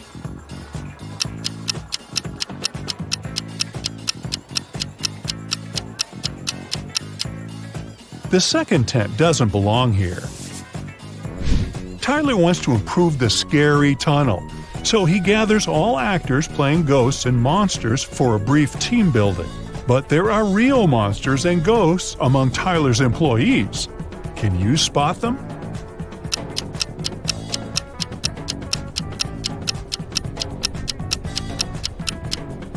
This guy is too transparent for a human. He's a ghost. And huge claws cut through this guy's sneakers, so he's probably a werewolf. Tyler wins a cute teddy bear for Mary. They get distracted for a second and then see that the toy is gone. They look around and find 3 suspects. Can you guess who is a thief?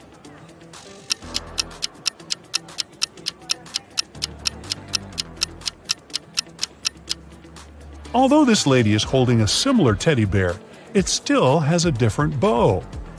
This guy is carrying a box, and judging by his posture, it's hard for him to carry it, so it's probably really filled with heavy stuff. And the third guy's guitar is outside the bag, which means he can be hiding the teddy bear inside the guitar case. Tyler throws an epic party at the amusement park. All guests are treated to free food and drinks.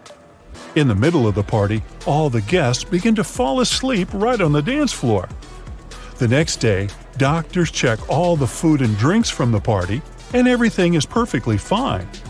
Can you guess what happened here?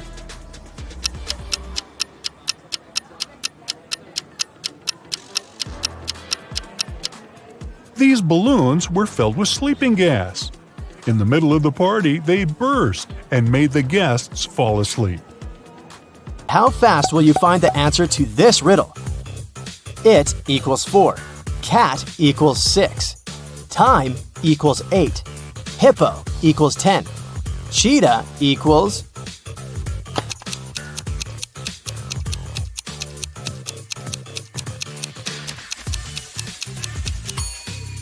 The answer is 14. Each letter equals 2. Brenda was traveling by train. It was scorching hot in the carriage. The girl took off her gold bracelet decorated with diamonds and put it on the table in front of her. Several minutes later, the train entered a tunnel and it got pitch dark. When the tunnel was left behind, there was no bracelet on the table. No. Brenda was shocked. Someone's taken my bracelet! There were just 3 other people in the compartment. Helen said she'd been sleeping. Rachel was reading a book on her phone, and Gregory had gone to the bathroom even before the train entered the tunnel. Who took the bracelet?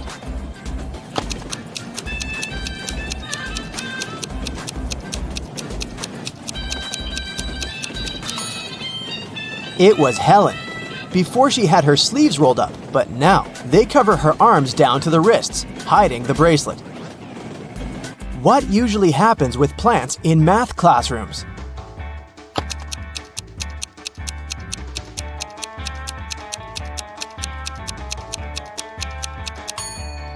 They grow square roots. A man walked into a room and saw 3 doors. The first one had a sign which read, "To the swamps." On the second door, there was a note, "Lion's Den." The third door didn't have any sign, but the man knew for sure where it led. How?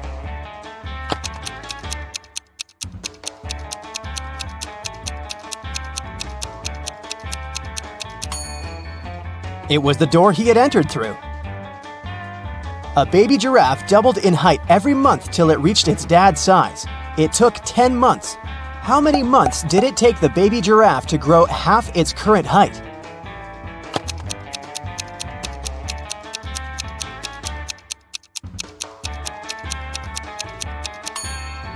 Nine months. Now, have a look at these 2 guys. What do you think? Who will not survive?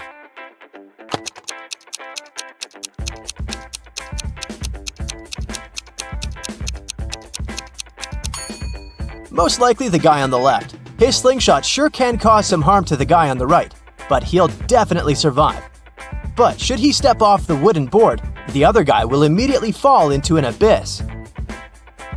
A rich man, Mr. Thomas Green, disappeared right from his home. The detective assigned to this case found a note at the crime scene. It read, 1st of January, 4th of October, 5th of March, 3rd of June. The detective guessed that the criminal's name was hidden in the note. The suspects were Jack Green, the rich man's son and heir, June Green, the man's wife, and John Jacobson, Mr. Green's employee. The detective deduced the name of the culprit in no time. Can you do the same?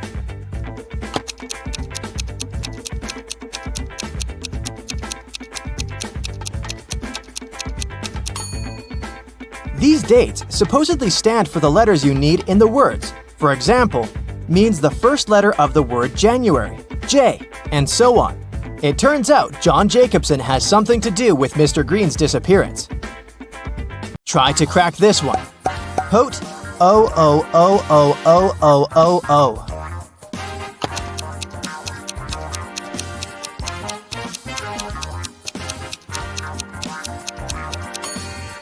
That's pote 8 O's, which is potatoes. 1 end, 3 end, 5 end, 7 end.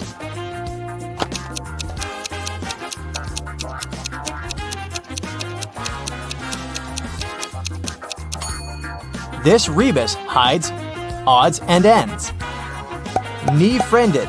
What can it mean?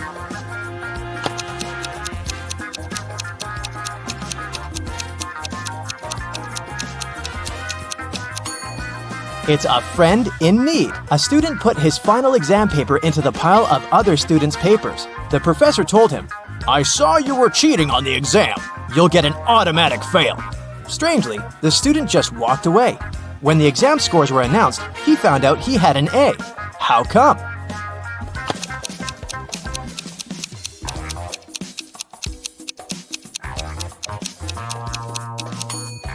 The professor didn't know who the student was. That's why he graded his paper just like anyone else's. You're playing table tennis when your ball falls into a 1-foot deep narrow metal pipe sticking out of the concrete floor.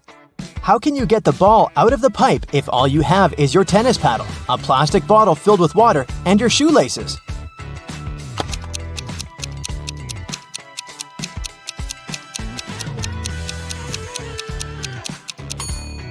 Pour the water from your bottle into the hole and the ball will rise to the surface. You have an equation made of matchsticks. 6 plus 4 equals 4. Move just one matchstick to make it true.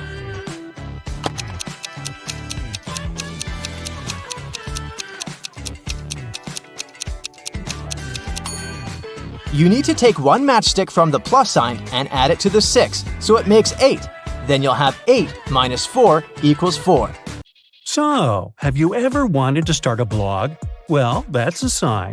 And this test will help you decide which type of blog will suit you best. Are you ready? Grab a piece of paper and a pen and record your answers.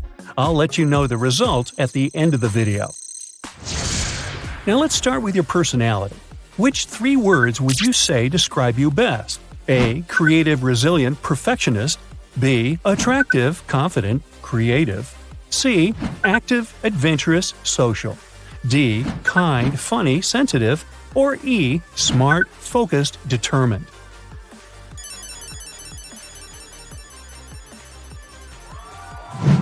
Do you have any hobbies?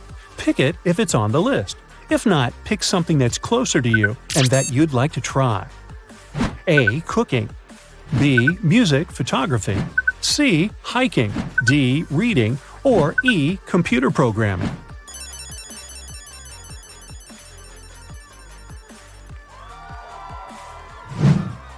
Now, choose a color that best reflects your personality. A. White, the color of peace and cleanliness. B. Royal purple is my choice. It's the color of wealth and nobility. C. Green is the closest to me. It's the color of life and nature. D.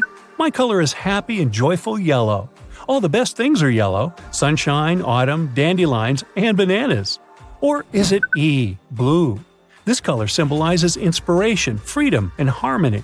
Maybe you can relate to that.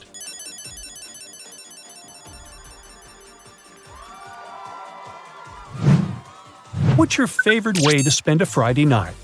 A. I like to stay at home, cook dinner, and maybe bake something as a treat. B. I go out with my friends and we have fun. C. Go for a walk and wander around the city, preferably somewhere new. D. I like to stay in bed with a book or a movie and some snacks. E. I meditate, do some self-care, and think of my plans and goals.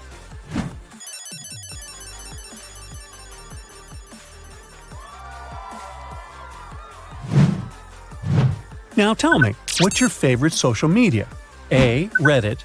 B. Instagram. C. YouTube. D. TikTok. Or E. Twitter.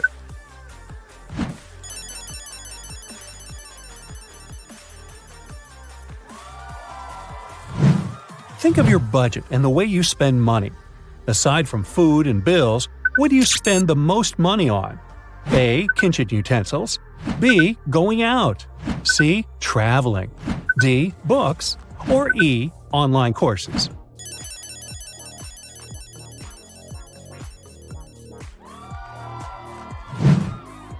Now, pick your favorite food. Again, if it's not in the photos, just pick something that's more your style. A. Something fancy looking like seafood. B. Salads and healthy food. C. Something creative from a different culture. D. Pizza, yum. Or E. Coffee and croissant.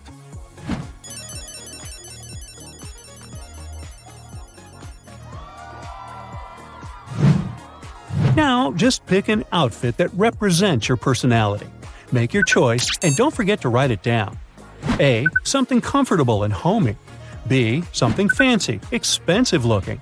C. Outdoorsy. D. Something neat and simple. Or E. Office style.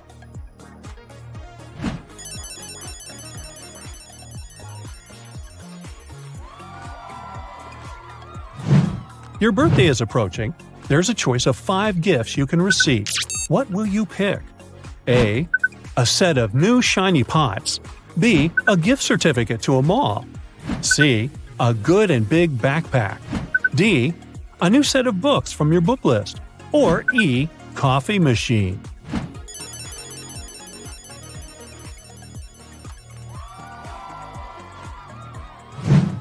Out of these famous fictional characters, who do you think is more like you?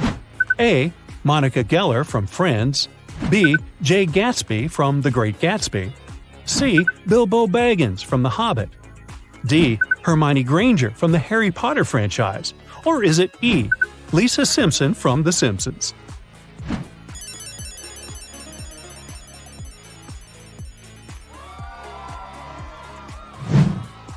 What's What's your favorite vacation destination? A. A city life. Staying in an Airbnb, going to local restaurants, and getting to know the city. B. A cruise, where I can fully relax and take good vacation photos. C. Remote places where tourists don't usually go. D. A beach. There's nothing better than spending time at the sea or by the pool and watching a movie in the hotel at night. Or E. The mountains, where I can be by myself with my thoughts and come up with new ideas.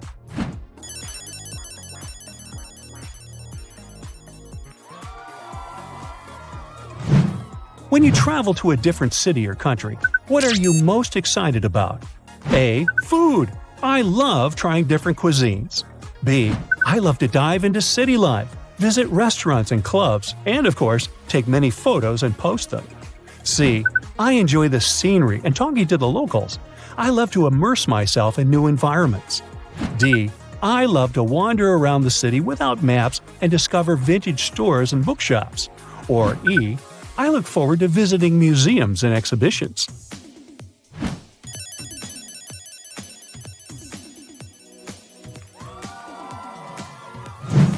You're a traveler walking through the woods. You can go anywhere you want, and there are 5 roads waiting for you. Which one do you choose? A. I'll go towards the river. There's water and some fish I can catch. B. Towards the road. I don't want to get lost. The road means there's a city somewhere out there. C. I'll go towards the mountains. There must be beautiful scenery, and maybe there's a hiking trail. D. I'll go further into the woods and enjoy the experience. E. I'll just turn around and go back where I came from. I don't have time for this.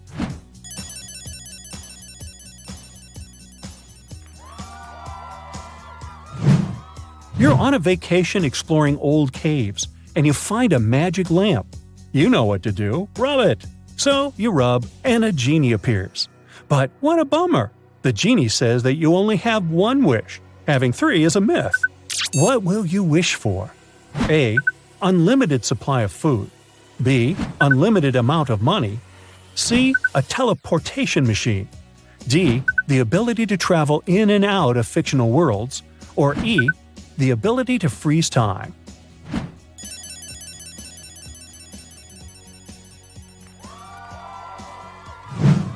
Now imagine you got access to a time machine.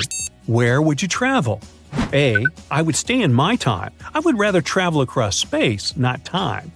B. To the Victorian times with fancy balls and dinners. C. I would go to ancient Egypt or Greece. D. I would go a century into the future. E. I would sell it or start giving tours.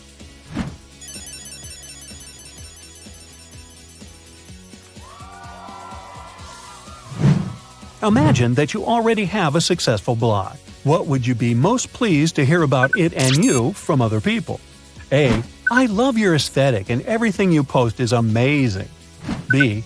You live an amazingly interesting life. I wish I could be like you. C. You have amazing content and you inspire me to try new experiences. D. Your content is interesting and fresh. I rely on you for your recommendations. Or E. You inspire me to grow and be better every day. I hope to be successful like you one day.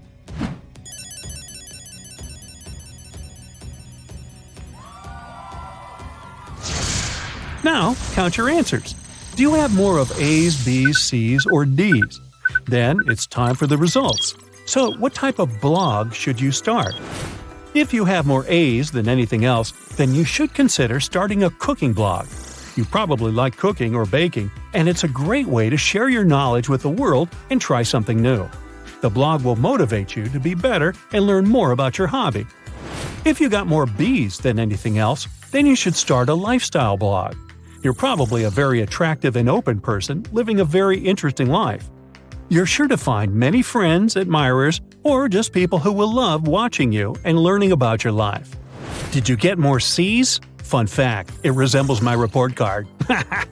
Well, I guess you live moving around and traveling is your true passion. A travel blog is definitely a thing for you. You're a well-traveled person and you can tell people about it, sharing your experiences and inspiring people to explore the world. Was D your most common answer? Then you could try starting a blog about books and movies. You could write reviews, post quotes, make recommendations, or just share interesting details about what you have noticed. It's up to your creativity, and you'll find a lot of like-minded people. Finally, if you pick most E's, then you should consider starting a professional blog on the topic you're qualified in or a productivity blog. You're a hard-working and successful person, so you could share your secrets and inspire people. It's always good to have someone to look up to, and you are a great role model. Here's Hudson. He's a college teacher. It's the last day of the semester, so he has a bunch of paperwork in his office. Suddenly, someone turns off the electricity in the entire building. Hudson goes to the basement with generators. There he sees a turned-off switch and 3 people standing next to it. They all say they didn't touch anything, but one of them is lying. The janitor says, "The lights went out when I came here to clean up." Rebecca says, "I'm a new student. I got lost in the corridors and accidentally got here." And Nick says, "I'm a last-year graduate. I came here to find a toy owl, a souvenir I had hidden here many years ago." Who's lying?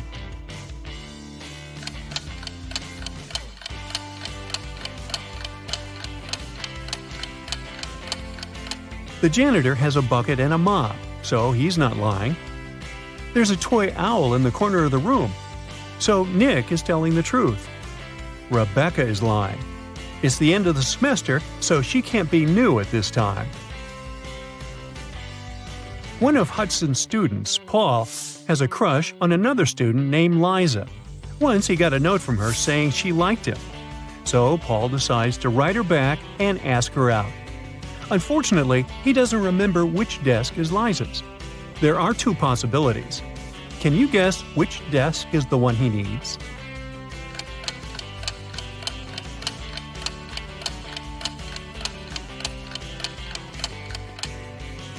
If you remember, the note was written in green ink. There's a similar green pen lying on the desk on the right.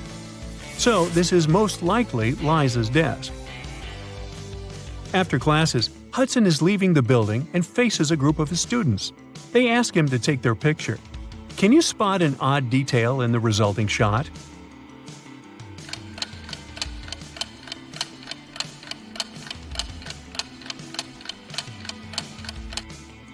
This guy here has 3 hands. Liza and Paul are having fun outside during their winter break. Liza is learning how to skate on the lake, and Paul is skiing in the forest. Who's not smart?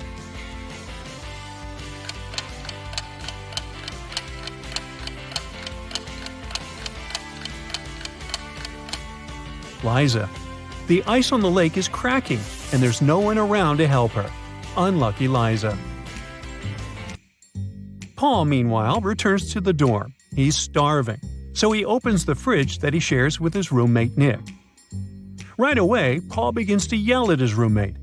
"Nick, you stole my food again!" Nick replies, "You're a liar. I didn't." Paul says, "Well, I have proof. I took a picture of our fridge before leaving." Can you tell who's lying by just looking at these 2 images?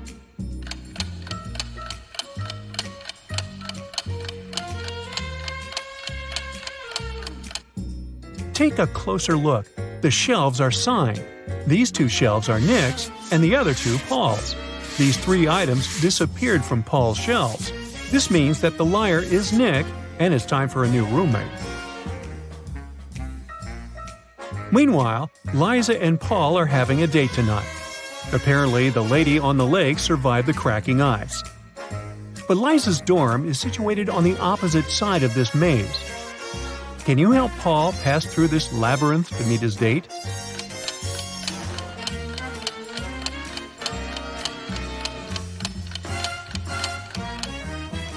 Here is the only way out.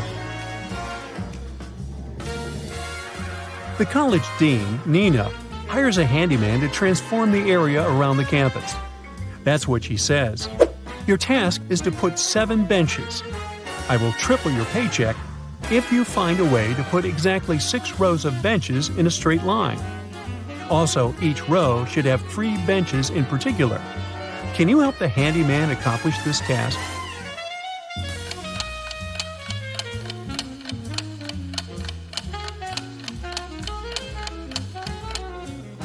He should put 3 benches as the vertices of an equal triangle. 3 more benches should be put at the center of each side of triangle. And the last bench should be at the center. The handyman gets to work and goes to the storage room to grab some tools. Can you find 2 identical items?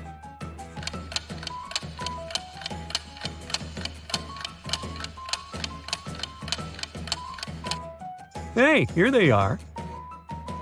The handyman is bored, so he starts a quiz game. He keeps asking the same question to every student he meets, but each time the answer is different. Can you guess the question?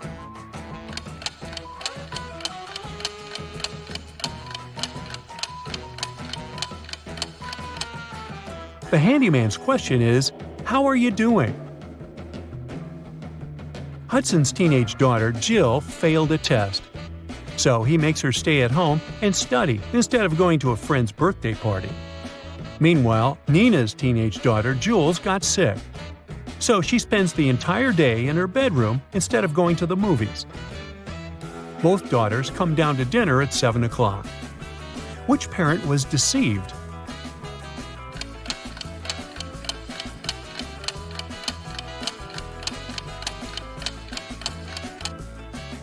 Nina.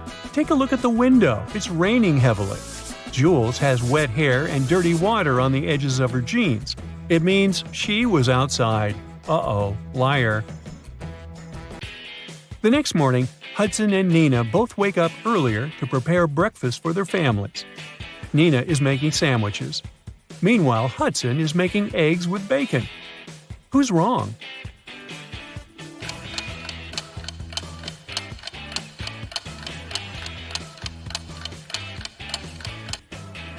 Hudson. Oops, he forgot to turn on the stove. Hudson is walking to work through his favorite park and sees this scene. Can you spot what's wrong in this picture?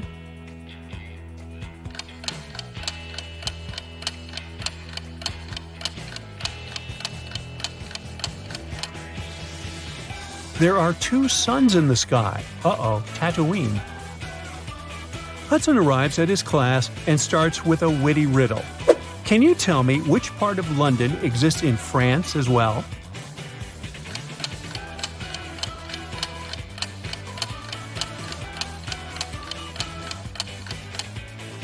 The correct answer is the letter N. A huge drama is taking place in a diner next to the college campus. The owner of this place screams, "Where's my money? It's 30 minutes till the end of the working day." But there's no money in the cash register. 3 employees have been working today, but they swear that they haven't touched the money. They say there have been no customers today. The boss doesn't believe them. He studies the employees, trying to spot the thief. Liza is wearing a pair of stylish sunglasses and brandy clothes. Mike is also wearing some costly designer clothes and an expensive phone. Robin is wearing a regular dress and fake jewelry. Who took the money?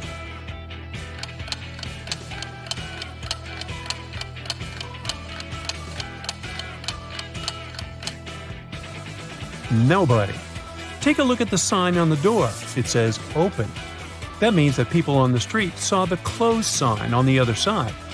That's why nobody entered and the cash register remained empty. Hudson finds a secret hallway in the basement of the college building. He decides to explore it and finds an old treasure chest. But as soon as he touches it, 3 zombie pirates come out and grab him. One of them says, "Hey, we've been protecting this gold for 500 years. You can't take it." Hudson notices that something's wrong with these guys. Can you figure out what exactly?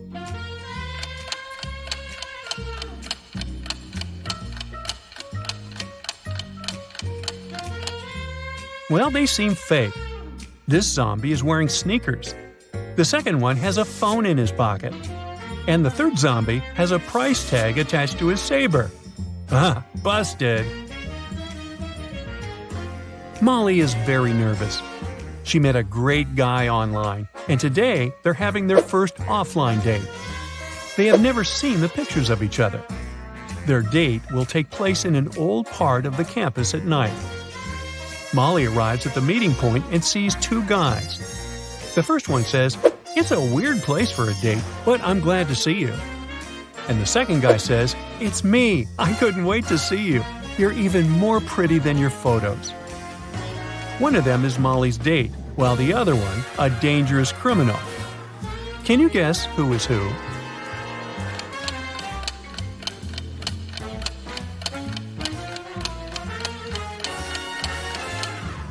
It's the second guy who is dangerous. He mentioned photos, but Molly didn't send her online crush any pictures of herself. Therefore, the first guy is her date. Molly and her date want to go to a local nightclub, but the guard can't let them in without a password. He gives the guys a hint. "The more places I go, the less you can see. Who am I?"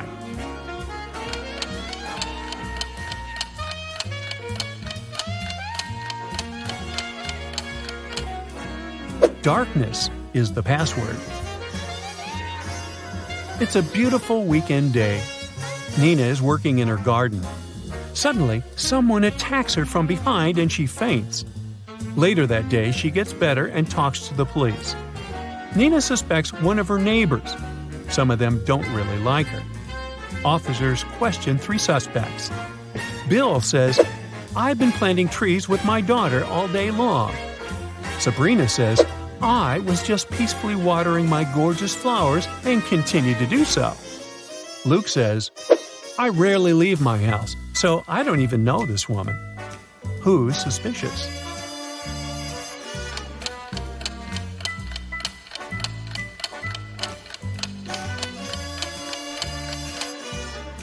Sabrina's garden hose isn't even connected to the water source. It's just lying on the ground. Therefore, her story is fake. Kim and Ashley are best friends. They decided to spend summer vacation in Italy together. They were very lucky to buy cheap plane tickets. Their flight was at 10 a.m. Unfortunately, when the girls arrived at the airport, they realized it was the wrong one. Now they have 2 options. Take a high-speed train for $100 to go to the right airport, or stay here and buy tickets for a later flight for $400. What should they choose?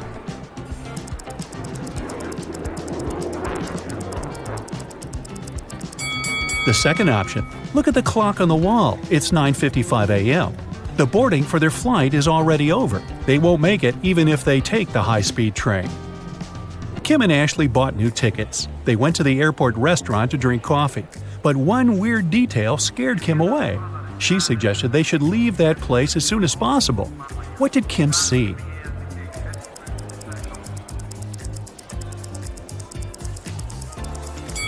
This woman over there is a zombie. Wow, how did she get through security? When it was finally time to board the plane, it turned out there were no more economy class seats left. Kim and Ashley were offered to fly in business class. There, the girls saw 3 people. When the flight attendant served them fresh juice, she whispered that Kim and Ashley were extremely lucky. They were about to travel next to a famous Italian billionaire. Can you guess which of these passengers is the billionaire?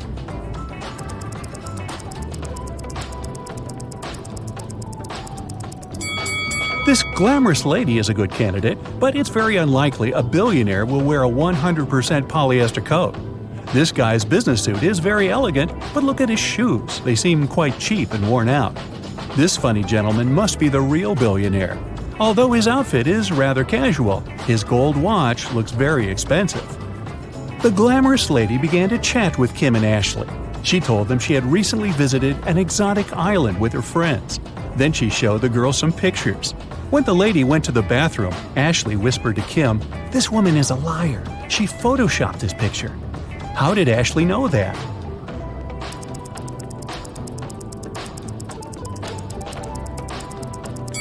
It's all about the shadows.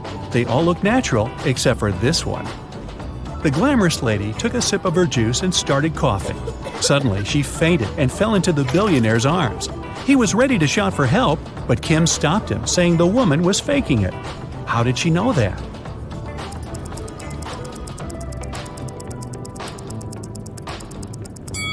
Look at the content of her bag. It's full of the billionaire's pictures and magazine articles. She also has a tattoo with his portrait on her leg. This woman is obsessed with him. It was lunchtime, and the billionaire offered Kim to play a game. There were 3 boxes. One of them contained a meal. There was a statement on each box, but only one of them was true. Can you help him figure out which box has food inside?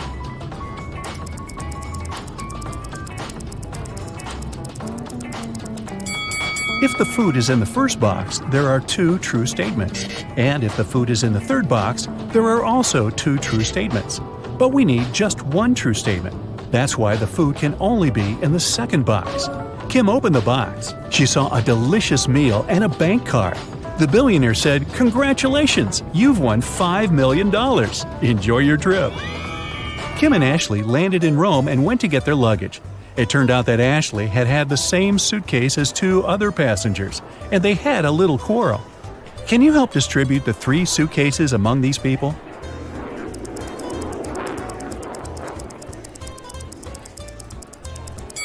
The first suitcase belongs to this woman. It's covered in her dog's hair. The second suitcase has some traces of a star sticker. You've probably noticed it before on Ashley's bag. And the third suitcase belongs to this man. Since Kim and Ashley were now very rich, they decided to find a real estate agent who could help them rent a luxurious villa. They wanted to spend their vacation there. The agent showed them 3 houses. Can you help the girls choose the best one?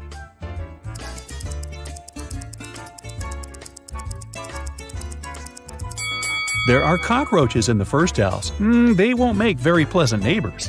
The second house is too old. There's a crack in the wall, which doesn't look safe. And the third house looks pretty good. As for the pool, it can be easily cleaned. Yes! Kim and Ashley left the villa and went sightseeing. When they returned, they found out that someone had stolen their passports from the safe. The girls called the police and they interrogated 3 suspects. The chef was too busy making dinner for Kim and Ashley. The cleaner was dealing with the pool all day, and the gardener said he had been outside planting flowers. He didn't notice anything suspicious. Who's lying?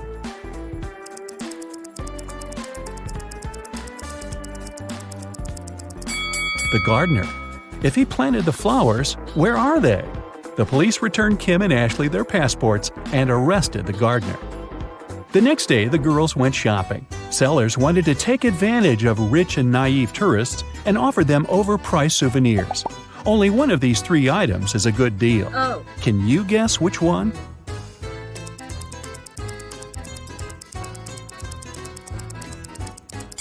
Take a look at this Venetian mask. It says "Made in China," which means that this mask can't be real. This magnet is of very low quality. The word Italy is spelled with an error. It simply can't cost $100. This blue cheese doesn't look fresh, but it's normal for this kind of product. This delicacy is the only thing that Kim and Ashley can buy here for a fair price. You're taken into a dark cave. Your mission is to escape without getting caught. 4 different colored doors appear in front of you. A red one leads to an outer galaxy without a trace of oxygen. A yellow door leads you to a great white shark-infested water tank. A blue one leads to 66 million years ago, the time when a massive asteroid hit the Earth and made dinosaurs go extinct. And a purple door leads to a beautiful island filled with beaches and delicious food. On the wall, there's only one clue. It reads, "Pick the door that's not a primary color." You've got 10 seconds to open the right door.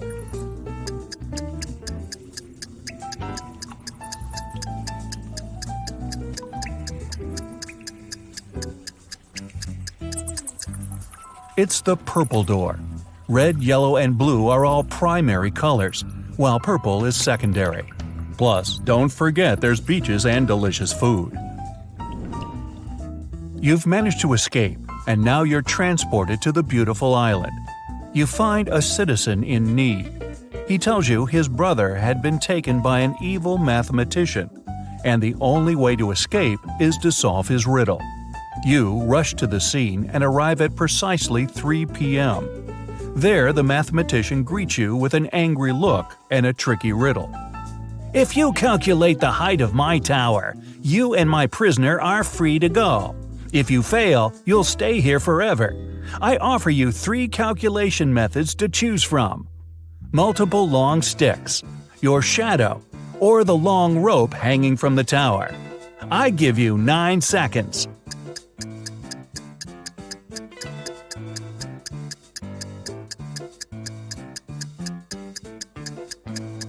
Without even knowing the measurements of the sticks or the length of the rope, even if they're the same height as the tower, you'd still not know the actual size of the building. The best option is your shadow. Knowing your height, you can compare how many times your shadow fits into the tower's shadow. Add them together, and you've just found the right answer. Now that you're safe and sound, you go to your hotel to get some rest. That's when the restaurant manager calls you for help. He left the dinner service and his staff members said everything was quiet, so they closed up early. Before shutting down the restaurant, the manager asked them to send him a photo of the deserted restaurant. This is the photo I received. Everything seems empty and it appears my staff members are truthful. But something seems off. Can you help me figure it out? You've got 8 seconds.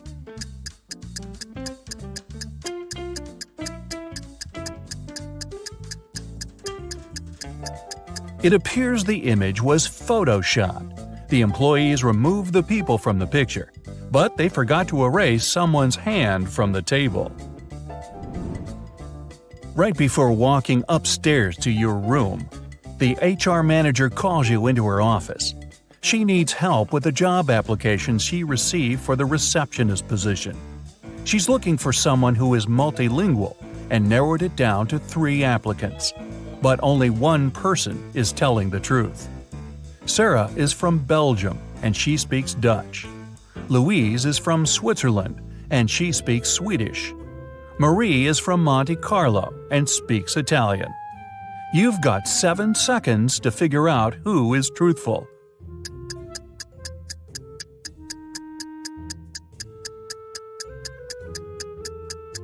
It's Sarah.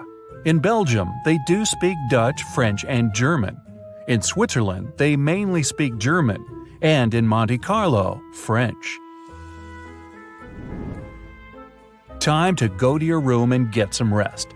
But the elevator you entered is a trap. It takes you to the hotel's basement, where 3 doors appear in front of you. The first door takes you to the Amazon rainforest, with green anacondas, electric eels, and poison dart frogs. The second takes you to the Antarctic Circumpolar Current, the largest and most potent current globally. The third takes you to the top of Mauna Kea in Hawaii. It's the tallest mountain and largest volcano in the world that goes below sea level. Only one of them takes you to a safe place. Which one? You've got 6 seconds.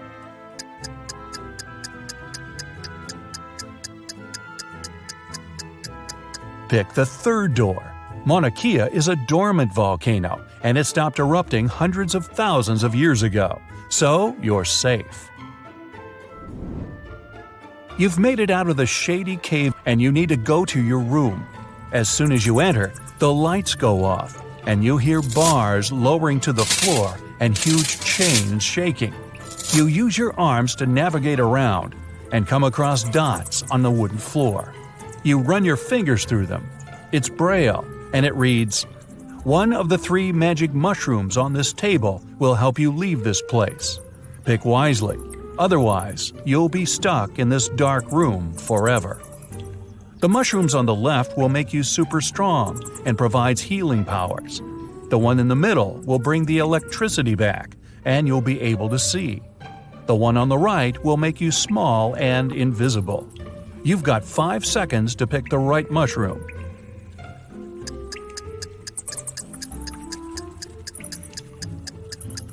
Turning the lights on won't free you, and becoming invisible doesn't mean you won't bump into walls.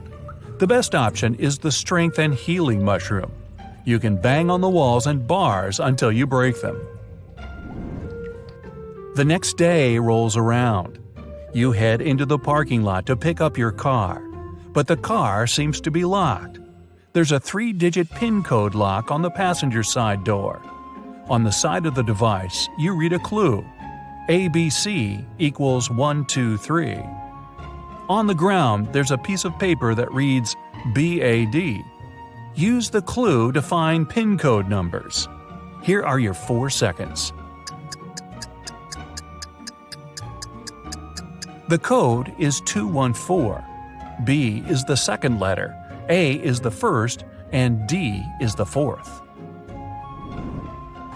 Now that you've got your car, time to do some shopping at the mall.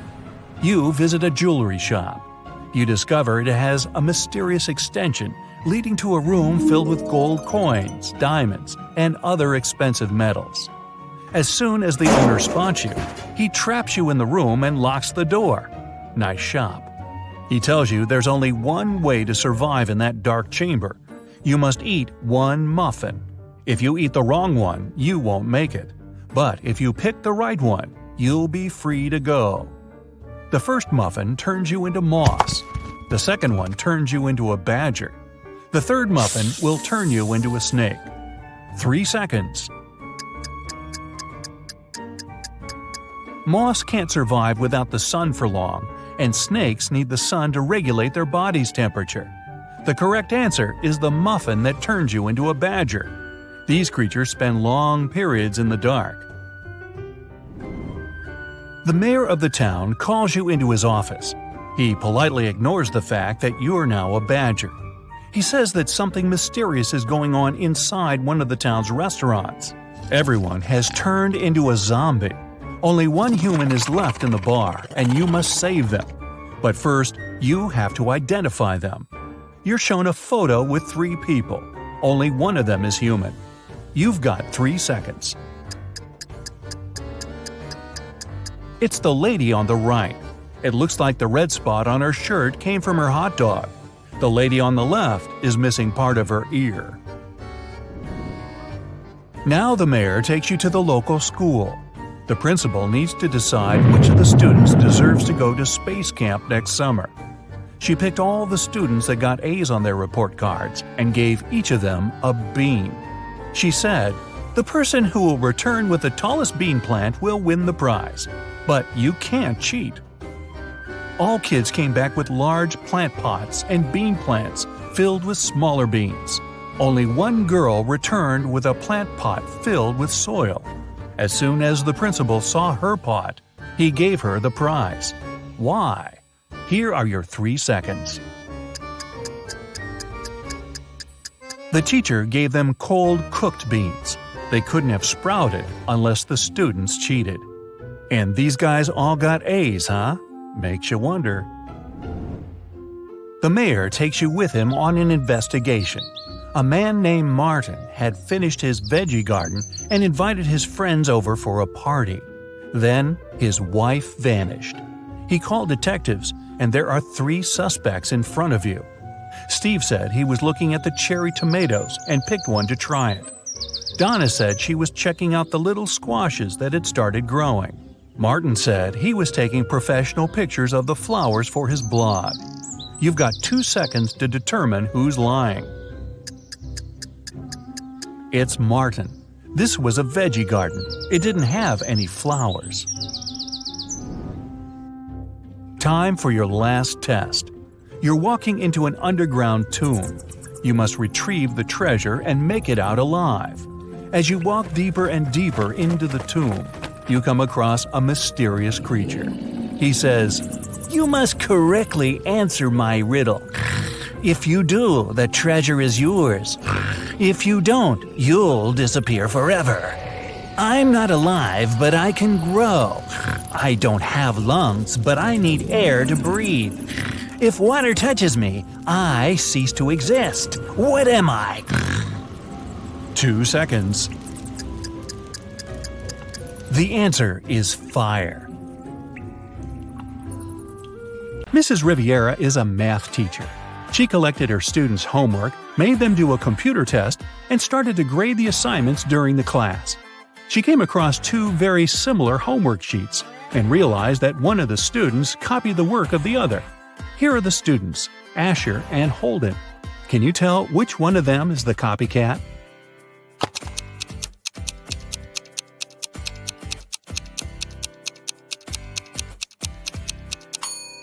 It's Asher.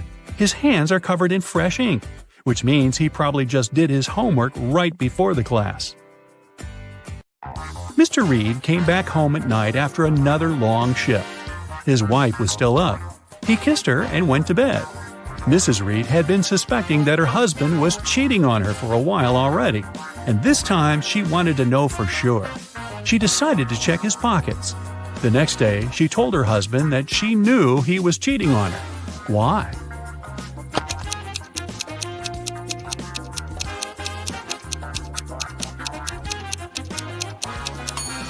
Look, there is a pair of keys in his pocket. His keys are hanging on the wall, so these are the keys from someone else's house. Ashley had a birthday party and she invited some friends over. Liliana didn't want to go, so she lied that her mom grounded her and made her clean the room. Ashley was sad but understanding about it. To make it up to her, the next day Liliana invited Ashley to her house to study together and to watch a movie in the evening. Ashley agreed, but at Liliana's house, she understood that she had lied to her. How?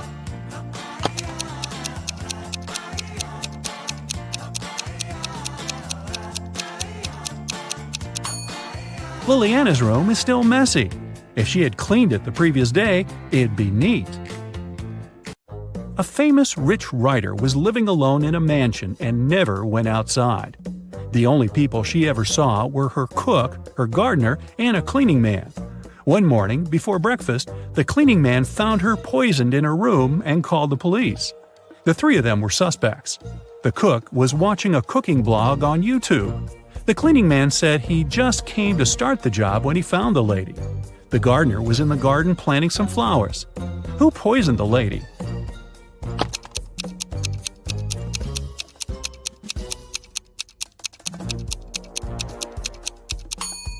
It must be the cook. It happened right before breakfast, but he wasn't cooking anything. He knew the breakfast wouldn't be needed that morning. It was summer break, and Ariana's friends invited her to go camping. Ariana wasn't really into camping, but didn't want to admit that she'd rather stay at home and watch TV. So she said that her parents invited her to go to Greece. In reality, she stayed at home and was binge-watching TV shows. Her family sent her a vacation photo. Ariana photoshopped herself there and sent it to her friends. When her friends saw the picture, they realized that Ariana wasn't in Greece. How?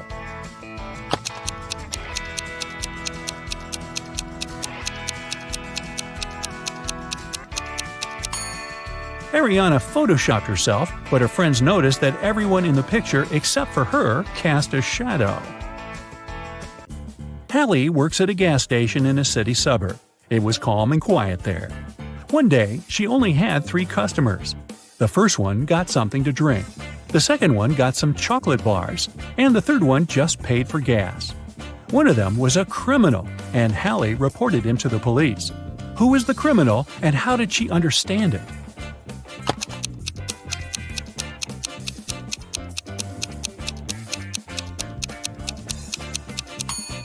The second man paid with a $25 bill. Such a bill doesn't exist, which means he'd been printing money. It was September 17th, and Annika was finally going to Spain for her vacation. She was living alone, so she sent all of her plants and her cat to her friend's house. On September 27th, she came back home. When she walked in, she realized that someone was in her house while she was away. How did Annika understand it?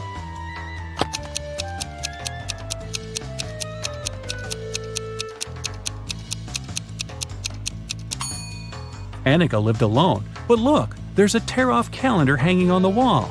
When she left, it was September 17th, but now it shows September 27th.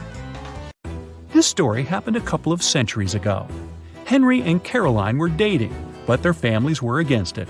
One day, Caroline's family decided to take her away to another city, but they didn't tell her which one.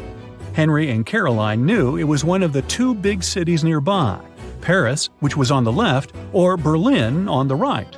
They agreed that Caroline would throw her scarf away when the train took off, and Henry would find her wherever she was. So here's where Henry found the scarf.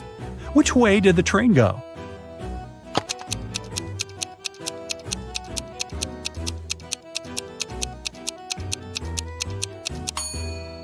If you throw something from a moving train, it flies in the opposite direction.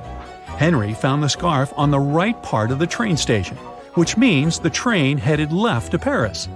Spoiler, a couple of months later he found Caroline there, and they lived happily ever after.